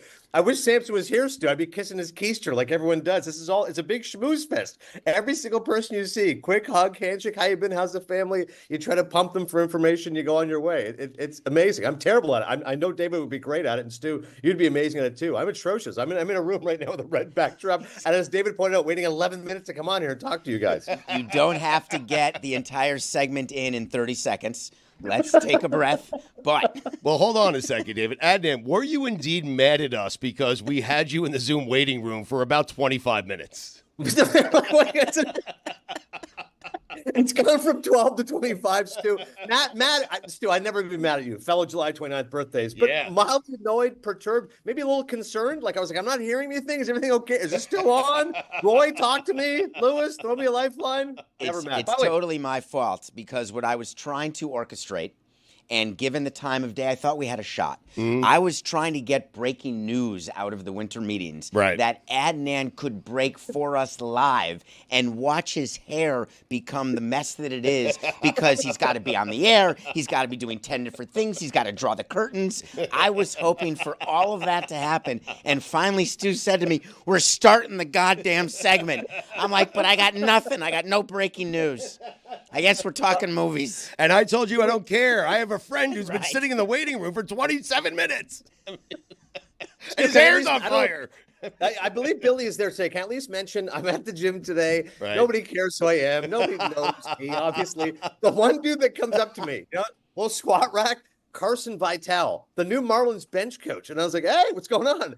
Fellow Canadian, grew up watching you on the Score. I'm from Victoria, British Columbia. I said, listen, make sure you endear yourself to the Dan Le Batard Show. Those are great guys. Billy's a huge Marlins fan. And then we interviewed Clayton McCullough on set. And I'm not kidding, Stu. When they said Clayton McCullough will join you now, I said, is he a writer for The Athletic? They go, no, he's the new Marlins manager. I'm like, excellent. Great to meet you, Clayton. Good luck along the way. I love these guys. Carson Vitale, Billy. Good man. Did you tell Clayton to be our friend too? Yeah. I did at the end because Sean Casey was with me, and I said, "Hey, Clayton, just so you know, those Dan Le Batard Show, they're good guys." He was like, "Okay." He didn't. Carson was more receptive. I don't know if Clayton really knew who you guys were. I think it's critical if we're gonna. We don't know who he is. We have to get his name right. You ask him if he was a writer. That's not gonna go well. Dan called him Casey earlier. No, we can't call him Casey. We can't say, "Oh, you're the Dodgers guy, right?" We got to stop that if we're trying to have him be a friend of the show. I'm begging you guys now. Carson Vitale, is that the name you're talking about? That's who's recognizing you in the weight room? Wow, we need to really up our guest game here. No, David, this is, if we do become friends with him, this could be our in for the heist. We need someone working on the inside man. Yeah, inside job. It's not a heist if we get let in the door. We can't buy tickets to a game and then steal the stuff. I thought we have to break into Marlins Park. Well, we can break in after hours with the help of someone who works on the inside. Yeah, Carson can give us the blueprints or something. Well, you probably have the blueprints. I have the blueprints. He does. That's why we're it's like the Lufthansa heist in a Goodfellas. He's the guy. He can get us in there. But if you remember Ocean's 11, they thought that they had all the details, but they changed the floors last week. That's right. Yep. That was critical, but Jessica will pay way more attention. So what's the number one thing going on right now in the winter meetings? What are you waiting for after last night's unbelievable signing that the Yankees did? I'm talking about Max Fried, not Jake Berger being traded by the Marlins. What are you waiting? What are you on retainer here waiting for? Corbin Burns? Big one right now. Yeah, I was about to say Corbin Burns. And it feels there's a lot of buzz, David. He's going to go to the San Francisco Giants. NorCal guy, Buster Posey, wants to make an impact on the San Francisco team that, as you know, has had trouble luring free agents. They signed Willie Adames to $182 million. I like Adames a lot. He had an 8 WAR last year. A lot of that is defense, but he also hit 32 home runs and drove in 112 as well. So they got Adames locked up. They've had trouble filling that shortstop spot ever since Brandon Crawford moved on, and I think Burns is the answer. Again, it's a pitcher's park. He's been very durable the last few seasons. He's a Cy Young Award winner. He's shown he can pitch in a competitive market in the American League East. I think Burns the Giants hopefully happens today. Buster Posey's not spending his money. So stop with that narrative. He may love spending money. He's spending Robert Johnson's money. Correct. It's unbelievable that he's enjoying this. He's a player. You know, Buster Posey is now Stu. I don't know. This went past Stu totally. Buster Posey. I don't care. David, he's like, I thought Buster Posey was like a special assistant. What are you talking about? Listen, I don't want to offend either of you, but we're like smack in the middle of football season. I'm talking about Buster Posey. I don't talk about Buster Posey in July. I mean... You'll talk about Joe Mauer, but not talk about Buster Posey. Well, Joe Mauer doesn't deserve to be a first ballot Hall of Famer. That's different. It's Hall of Fame time. By the way, love the book, Stu. Excellent writing by Thank Dan you. Stanton. That chapter in particular was excellent. Just completely discrediting Joe Mauer, pissing off the people of Minnesota. Well done. I'm not saying Mauer's not a Hall of Famer, but he's not a first ballot Hall of Famer. I don't care what anyone tells me. And Adnan, I assure you, there was no thought of where the book is marketable when he was writing the different chapters of the players and what he was talking about. He didn't do any market research like, oh, Christ, I'm going to upset Minnesotans with this take. Got it up front, David. Exactly. He doesn't need to sell one book in Minnesota. That's not true. No. Wait, is it not a guarantee where you just got an advance? No, I got an advance, yes. So it's not a guarantee. I mean, technically, I don't have to sell books, but Do you have to give the advance back? It would be no, and I won't have to give the advance. Then that's a guarantee. I've already eclipsed it. So you have. Yeah. Don't be modest. I'm not. I told you. David's points to right. If you didn't hit a certain number, then you may have had to give back some of the advance. But if you eclipse it, you're crushing it. Yes. Yes, we're crushing it. So then screw Minnesota. I mean, I would like the fine people of Minnesota to purchase the book, of course. I mean, I want as many books sold as possible. Then show some love. I'm not going to show some love. I am showing some love. I'm teaching them what's the difference between a first ballot Hall of Famer and a Hall of Famer. He's Hall of Very Good. He is not a first ballot Hall of Famer. He wasn't even the best player on his own team. I don't want to hear about it. That's book worthy. Stu, was there any chapter, like when you looked at it now, you've had people reading it, was there any chapter that you said to Dan Stan's, okay, maybe we went a little far? Like the Ohtani chapter, is that the one that's got most reaction? That's the one that haunts us. Yeah, I wrote the opposite side of that. And then I know you saw. Unanimous MVP, Dave. The only 3-time unanimous MVP. Overrated. That's page 204. It was a bad time for the release of the book as it relates to that chapter. The Nadal one, too, because I love Nadal and I love tennis, but the French Open is a totally different surface, and it does not feel like a major to me. So no, I love that take. That was one of the strongest takes of the book. I'm not even kidding right now. You basically said this guy dominated one surface, and he was he was able to win a major of the others, but like it's ridiculous. 14 French Opens over 22 overall. That's insane. Yeah. It's not Wimbledon. It's not the U.S. Open. That was a great chapter. I loved it. Right, well, that is reckless journalism. First of all, it's a major. Second of all, 14 of 22. In 4 majors, if 22 divided by 4 would be 5 each plus 1 at 7, it's not that far off. No, but David, very unique players can win the French Open, and they won't win another major. Like Gustavo Kuerten won it 3 times, didn't do anything in any other major because of the surface. Every other major. He did, but he won an overwhelming amount at Roland Garros. Yes. He padded his total, David, with one tournament, which is a little ridiculous. The red clay, the funkiness of it. It is not regarded in tennis circles like the hallowed ground of Wimbledon, where Federer is one of the most Wimbledons of all time. Period. Do Colorado Rockies players pad their stats in Colorado? Yes. So therefore, Hall of Fame consideration changes for them? I don't agree with it, but that's what happens to guys like Todd Helton. Yes, 100%.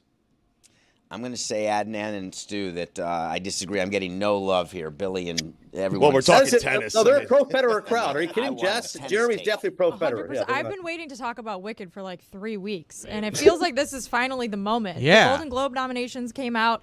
Nice. Jeremy is... I've been feeling loathing, unadulterated loathing, for the fact that we have not talked about Wicked yet, because it's an incredibly popular movie that's been defying expectations. A lot of people leaving going, what is this feeling? Adnan, what was your feeling about Wicked? Enough of Wicked. I haven't got around to it, Jeremy. I have the screener in my box. There's a lot of other movies I'd rather be watching than Wicked. I watched The Brutalist, which I love, which is a great movie coming out in a week and a half, starring Adrian Brody. I love Day of the Fight, which is a film which is ignored by the Golden Globes. I know Mike Ryan likes Nosferatu. I will see Wicked at some point, but I'm not thinking it's wicked awesome. Not a high It might priority. be your Louis, motion picture of the year. It's an How have you incredible not seen movie. it? All he does is talk about all the screeners he gets. You guys blow past that. I don't have access to the buttons here. I'll tell you right now, it's an absolute horse crap that you talk about these screeners. You're Adnan. You can't even get recognized in the weight room by anyone but the bench coach of the Marlins, and you get the screeners for the Academy Awards.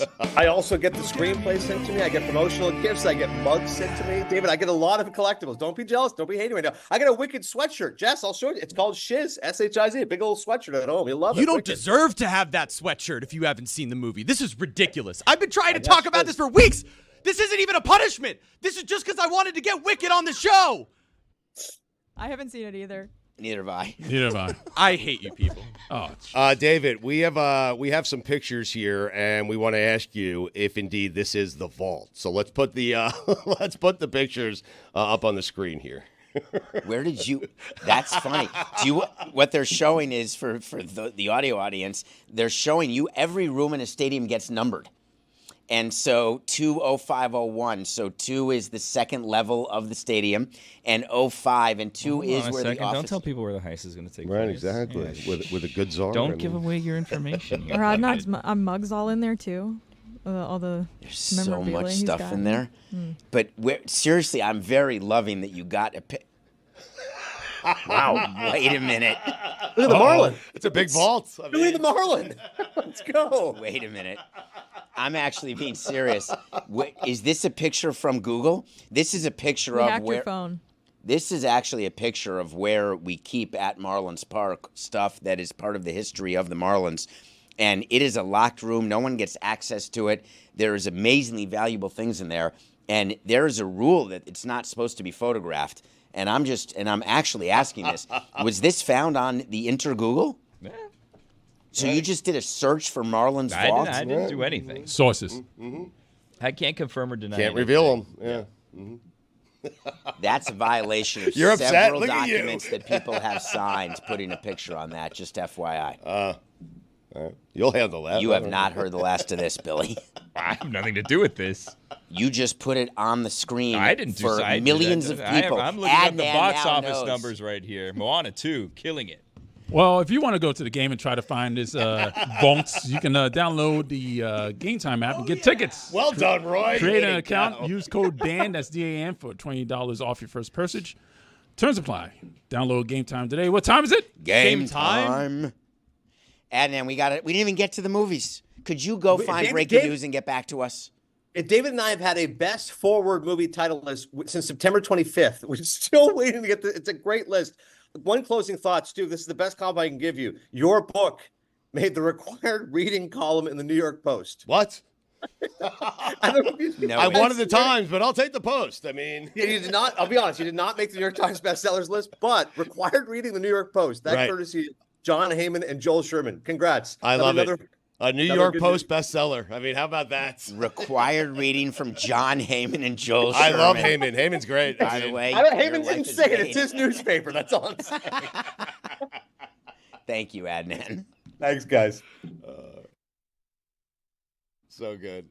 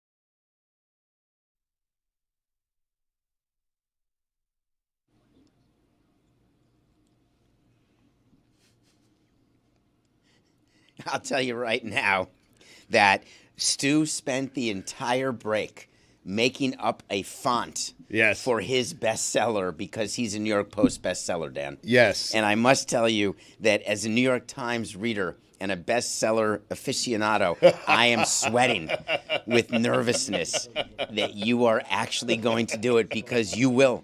I'm going to do it. One information from Adnan, and all of a sudden you're a best-selling author in the New York Times font. New York Post. Yes, New York Post bestsellers list that I'm going to put out in the New York Times font.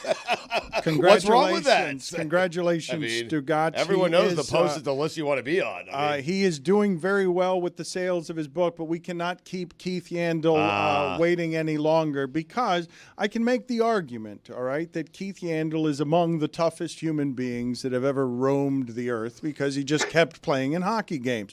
Second most all time, 989 consecutive hockey games. It's a lot of hockey games. It's just insane. It's not right. It's not sane. His pain threshold is higher than anybody you know, anyone you've ever met, anyone who has walked the earth, except whoever's first on this list of consecutive games played all time in hockey, because hockey players are crazy. So he's a 3-time All-Star. He's a 14-year NHL veteran, and he's an analyst for Amazon Prime and a guest on TNT's NHL coverage. So thank you, Keith, for being with us. And before we talk about hockey right now, can you explain to us the mentality and the suffering and the sacrifice involved in taking pride in playing 989 consecutive games, second most all time?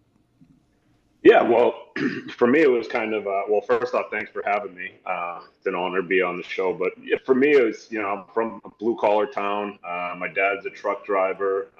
Both my parents work for FedEx. And I never once saw them miss a day of work. My dad worked the overnight shifts, then came home, worked another job, then coached hockey. My mom was doing the same thing, working 2 jobs. So for me, I grew up with that sense of accountability to show up for work, to show up for the people that are paying you. And for me, I was playing hockey. I wasn't doing anything too crazy. I was having fun. And a lot of it is job security too, because sometimes if you miss a game, another young guy comes in and takes your spot, and next thing you know that you're in the minors or your career is over. So for me, it was probably a lot more job security and just wanting to be out there and having fun with the boys. All right, but articulate that that last part. Articulate that for a second. If I don't show up for work one day, my career's in jeopardy. The stress and mentality of that. Yeah, even though hockey, the contracts are guaranteed, with their great union, having that's a nice bonus. But it's just that sense of, there's so many good players in the world nowadays. There's guys coming up that are young, that are hungry, that are willing and able to take your job. So for me, it was just I never wanted somebody to have that opportunity to take my job. I took pride in being a really good power play guy. I loved being out there on the power play. That was kind of what I was out there for, is to help the team win on the power play. So for me, it was never giving away those minutes on the power play, trying to help my team win games and essentially not missing too many games. Explain to me what's happening here. I'm going to put on the screen here Tom Wilson, and his face is all busted up because he had 2 goals and, of course, just a puck hit him in the face, because that's how it happens. So let's put up for Keith the video of Tom and his swollen face. Start by asking you about your face. You take a puck to the face, go to the room. What goes into that decision to tough it out and come back in the game? Yeah, it's my first time seeing it on the screen. It doesn't look so hot here, but you know what? I think my dad always told me if you're good to play, you play. So went to the room, got checked out, and felt good enough to get back out there. And it's a team sport, and just boys rallied and got it done. If you're not watching, that sniffling there evidently was caused by the softball that man had in his left cheek.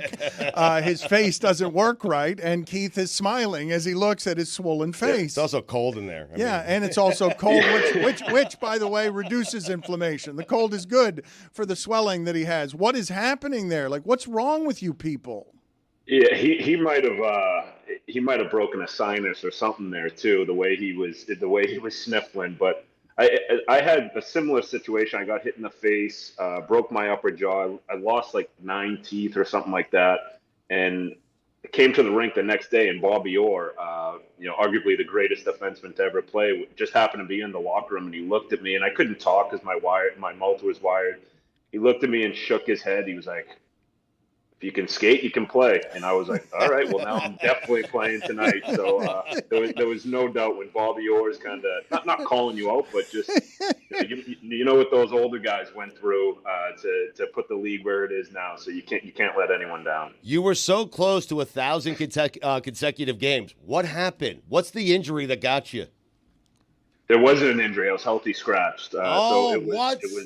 It was my play. I was playing like absolute crap. So I deserved it.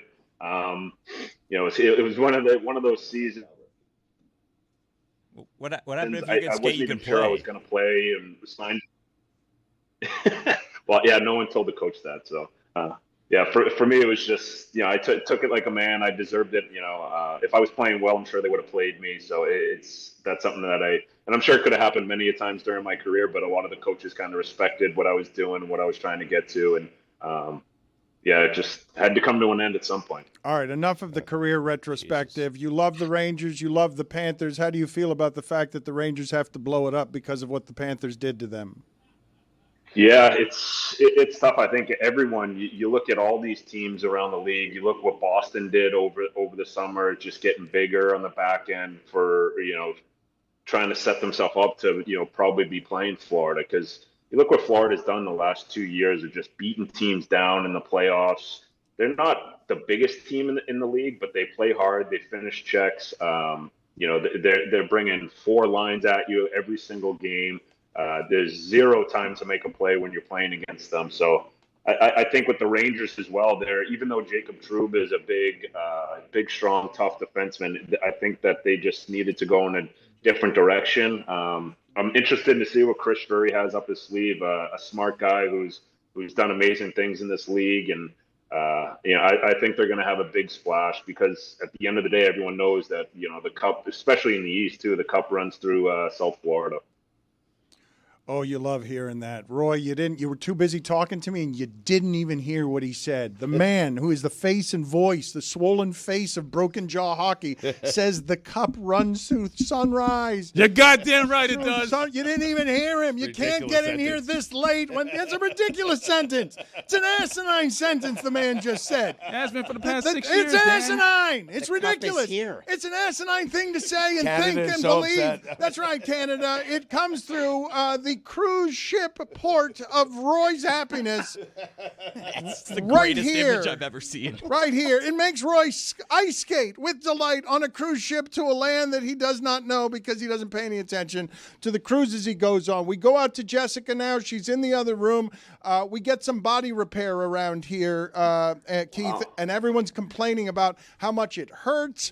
And I keep telling them that there's healing in the hurt, that on the other side of pain, your body will feel better. Jessica, what do you have for Keith Yandle? Oh, I'm Keith. I'm so tough. I'm a hockey player. Well, Keith, have you ever been mashed before? Have you ever had Genesis's toe in your ass, Keith? Yeah. Actually, in Florida, there's one of the trainers' name is Timmy. We call him Mr. Miyagi.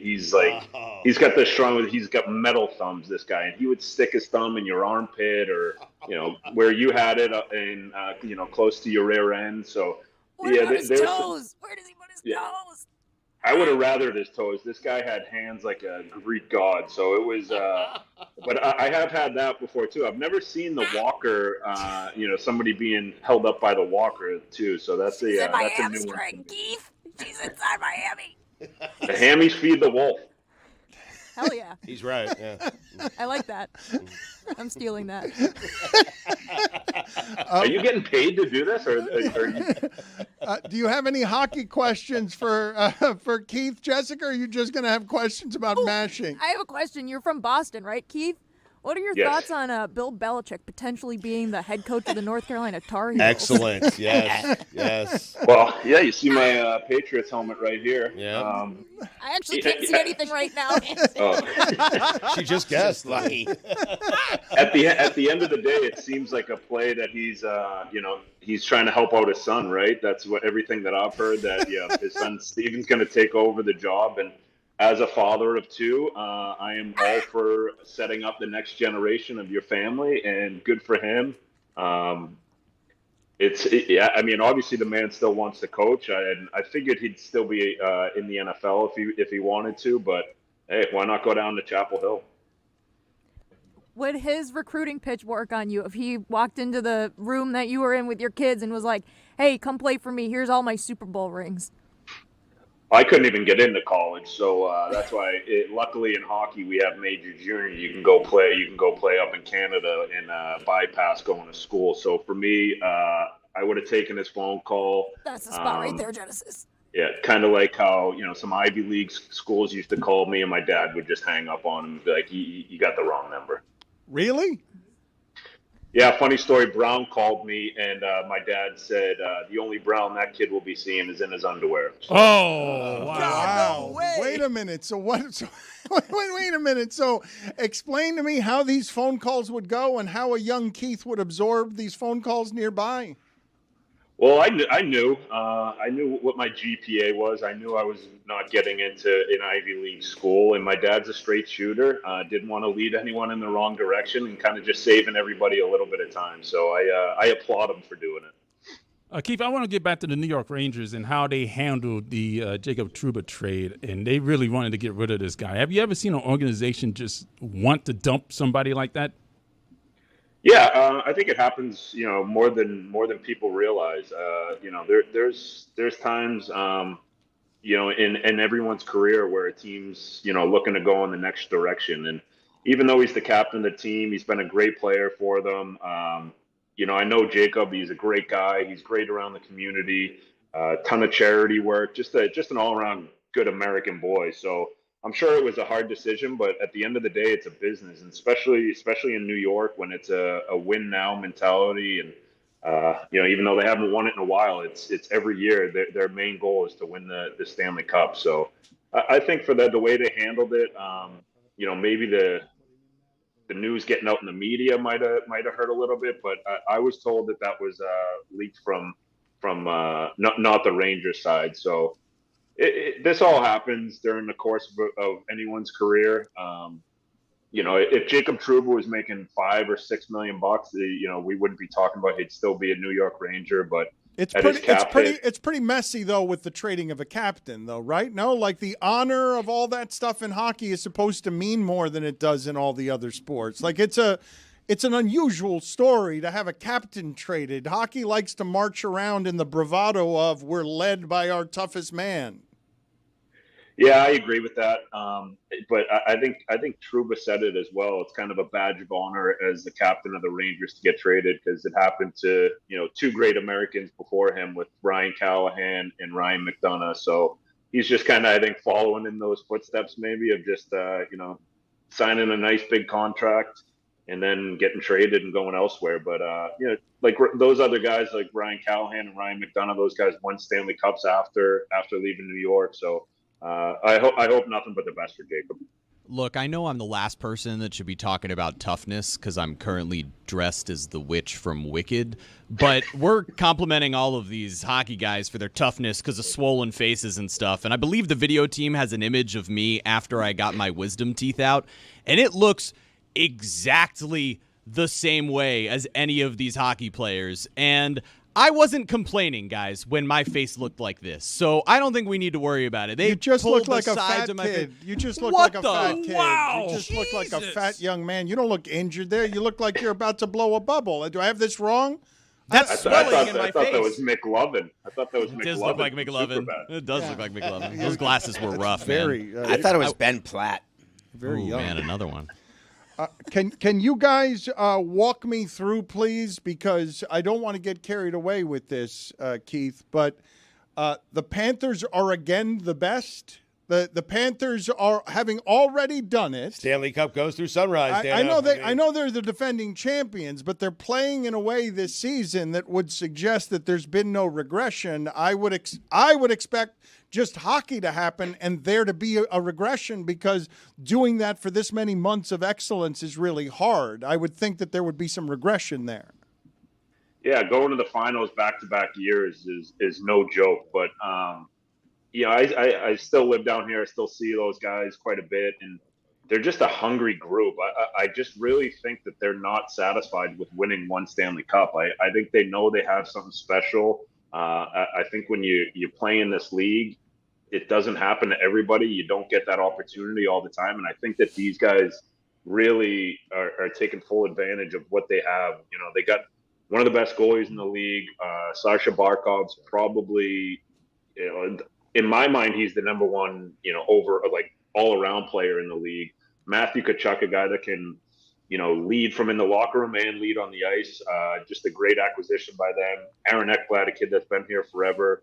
And then, it's just kind of one of those things. I think the biggest thing we'll see is this year they have a ton of guys that are playing in the Four Nations tournament, representing Finland, Sweden, U.S., and Canada. So I think after that tournament, maybe a week or two after that, we'll see how they're feeling fatigue-wise.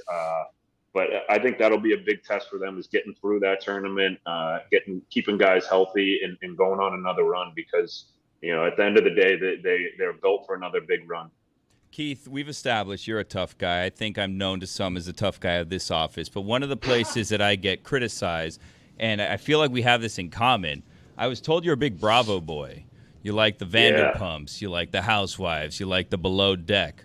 What's your poison? What's your go-to? Walk me through a week of Bravo consumption. Look at how happy he was that you asked him about this. I love that. Now we're talking. You said the cup comes through South Florida. So did Bravo Fest a couple weeks ago. I don't know if you made time for that. Yeah. Yeah, I was out of town, unfortunately. Shame. But my favorite all-time reality or Bravo show, right now it's probably Below Deck. Which one? Sailing Yacht, Down Under, Classic, I'm not a big here? sailing yacht. Yeah. Captain Glenn's a bit too soft, and Gary's a bit problematic, if we're going to be honest there. And Daisy, I don't get it. Every season, everyone's fighting over Daisy. I don't understand. Who's your captain?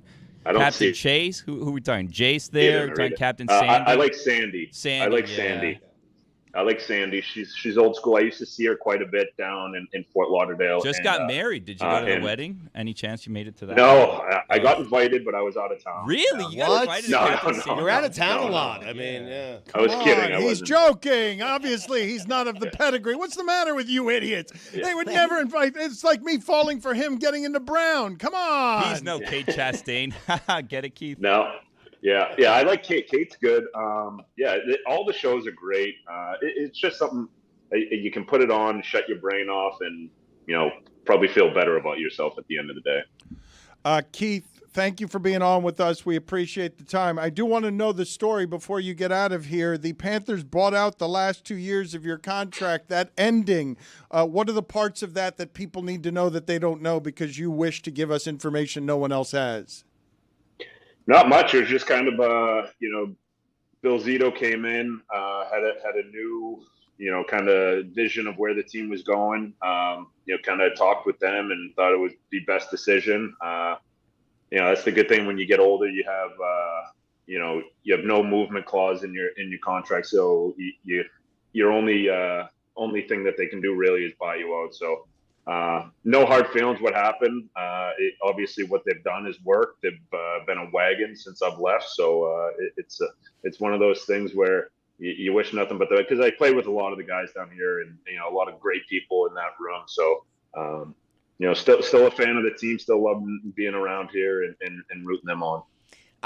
This is David Sampson, a former executive of a team, and I've had to have those conversations. We really did You're need telling an introduction. I've never met him. I know, but we could tell. I've never met him. He could tell from your voice that you're the face and voice of corporate greed. Go Keith, ahead. This is David. David, this is Keith. Go ahead, Stu. He was also on Survivor, Keith, if you watch Survivor. I love Watch What Happens Live as well. Mm-hmm. Happy to talk about that with you. Mm-hmm. But I really just want to know, when they come to you for a buyout and then you see them go on this unbelievable run, I love that you're telling us that you're all good and it's all good. But I had players who would say that, but they didn't really mean it because they wanted to be a part of it. They felt badly about it. And then when the team goes on to be successful, they're, You're accusing him of being a liar. Well, no, not a liar. I'm saying the good thing is I wouldn't have been there anyways. My contract would have been up for the last 2 years, so I would have missed out on those 2 years anyways. My body was done playing anyways. Long time, 16 years is a long time. So amazing I don't think I would have re-signed for 2 more years there. So that probably helps a little bit, where knowing that maybe if they had won it the year I was supposed to be there, then it would have been a little bit a more, tough pill to swallow. But like I said, like the trainers there, the players that are still here that I played with, I love those guys. A lot of guys in the management, the scouts. So I'm being 100% honest. No, that's great. Being the Iron Man, very. It's hard. Yeah, it's a difficult thing. Keith, I understand that we have a lot in common, okay? You're a hockey player. You're a tough guy. I'm a tough guy. I played lacrosse. You're in the media. I'm in the media. You love golf. I love golf. I understand that you play at Grove 23, which is Jordan's private course. I also play at Grove 23. I'm thinking me and you play around there. What do you think, huh? 100%. Whenever you want. Yeah. I'm around. I got nothing. Thank you. Good talking to you, Keith. You're not going to be out of town. Appreciate your time. It is gross what Stugotz does there. Playing golf. Just uses the show to golf with sports Ironmen. Thank you, Keith. Appreciate the time. A couple of stories that I wanted to get to. A couple of them from football. One. Condolences and heartfelt sorrow on behalf of Randy Moss because of having both the reported liver cancer and being outed on health stuff, because he didn't exactly get to choose the way that news was disclosed. He was hoping that would be something that he could do privately. I thought he was going to be able to have his privacy respected as he left ESPN for a while with that. But evidently a teammate tweeted it out, and the same thing that Kirk Schilling did to Tim Wakefield's family is what happened here. It's really, so when Randy Moss took a leave, you remember how it was presented to the public. It was presented that he's taken a leave for personal health concerns. Mm-hmm. And then there was a tweet about liver cancer, and it forced Randy, in my opinion, to make this statement the same way the Wakefield family had to make a statement after what Kurt Schilling did. It's not a pleasant situation. I do not believe that privacy these days is something that can actually be kept. It's very hard if you're a famous person. But the other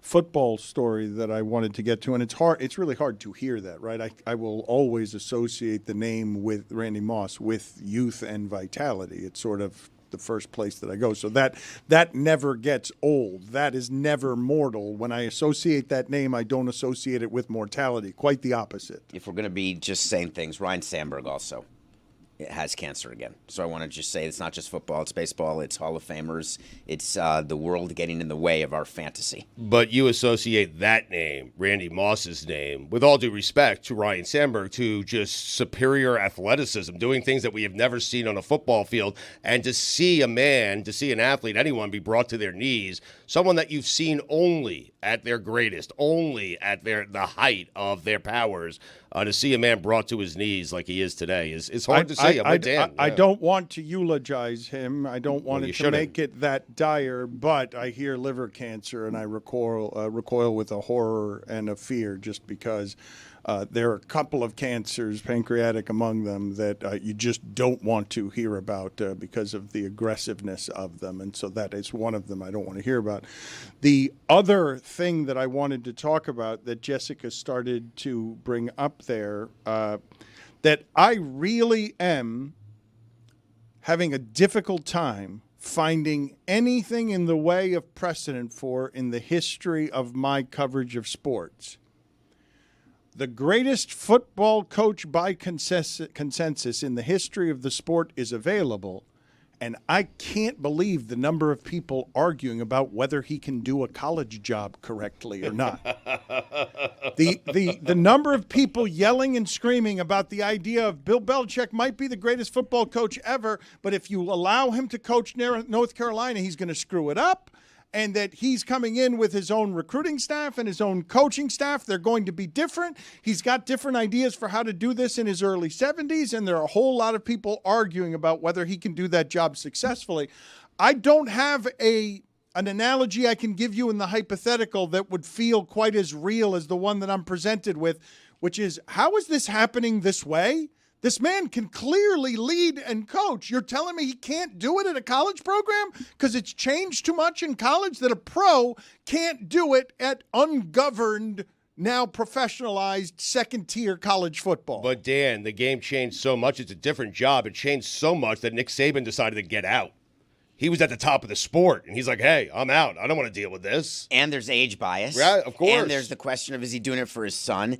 And there's a question of whether or not it's because of Tom Brady that he was so good. Like, was Phil Jackson the greatest coach ever, or was it Jordan and then Bryant? So there's a myriad reasons, And Dan. there's the question of who wants to hire him from North Carolina and who doesn't, because it seems evident from the reporting that there's a very potentially like rogue coaching search happening. There's a ton of disagreement among the people in charge about what to do, and reporting that this has been like a extremely clumsy hiring process. And so I think that like it's maybe a university dysfunction that's being like leaked into the public right now. So we don't really know exactly what is going on. The part that I am baffled by is, and I just simply couldn't have foreseen in whatever it is that you made of the hypotheticals pre-pandemic. If I had told you 5 years ago, hey, Bill Belichick's going to be available, and North Carolina, there's going to be a giant argument about whether he should go there, you'd be like, what are you talking about? And the Falcons already passed on him. We already did the thing. We already did the thing in college football where the Patriots coach with the Super Bowl ring comes in and everyone's like, oh my God, he's going to be a genius. And Charlie Weiss didn't work out. Right. So we've already done this in college football and it didn't work. I think there's a Charlie Weiss, who looks like the lower half of his body was sewn together backwards, does not get to be Bill Belichick under any of the circumstances that you provide as hypotheticals. Is not a good reason. And what does COVID have to do with it? That before COVID, because COVID changed all of what college football was, because the players started asking for money, and then all of a sudden everything collapsed about amateurism. Like the entire structure of everything, of the corporate greed that appeared during the pandemic, that the players wanted the money. Everything in college football collapsed and changed in a way, and changed so much that it now ostracizes Bill Belichick. No, it makes him more popular, actually. It's the opposite analysis. Bill Belichick knows how to run a professional program, and colleges are professional programs now. Well, no, he got fired because he didn't know how to run a professional program. That's the aspect of it that I think we're all ignoring He here. got fired because when you're with someone for that long, it doesn't end well, and the owner wins every time. It's also the ACC. Because they were losing, though. And there was no Brady. That's a good point, Billy. I feel like it's a decent point to say that 5 years ago, none of us could have arrived at imagining a scenario where we are today, which is, hey, Belichick's available. North Carolina's fans aren't sure if they want him. No one's going to convince me that Bill Belichick can't beat SMU. I mean, out of all the scenarios I couldn't have imagined 5 years ago, this one's not top of the list.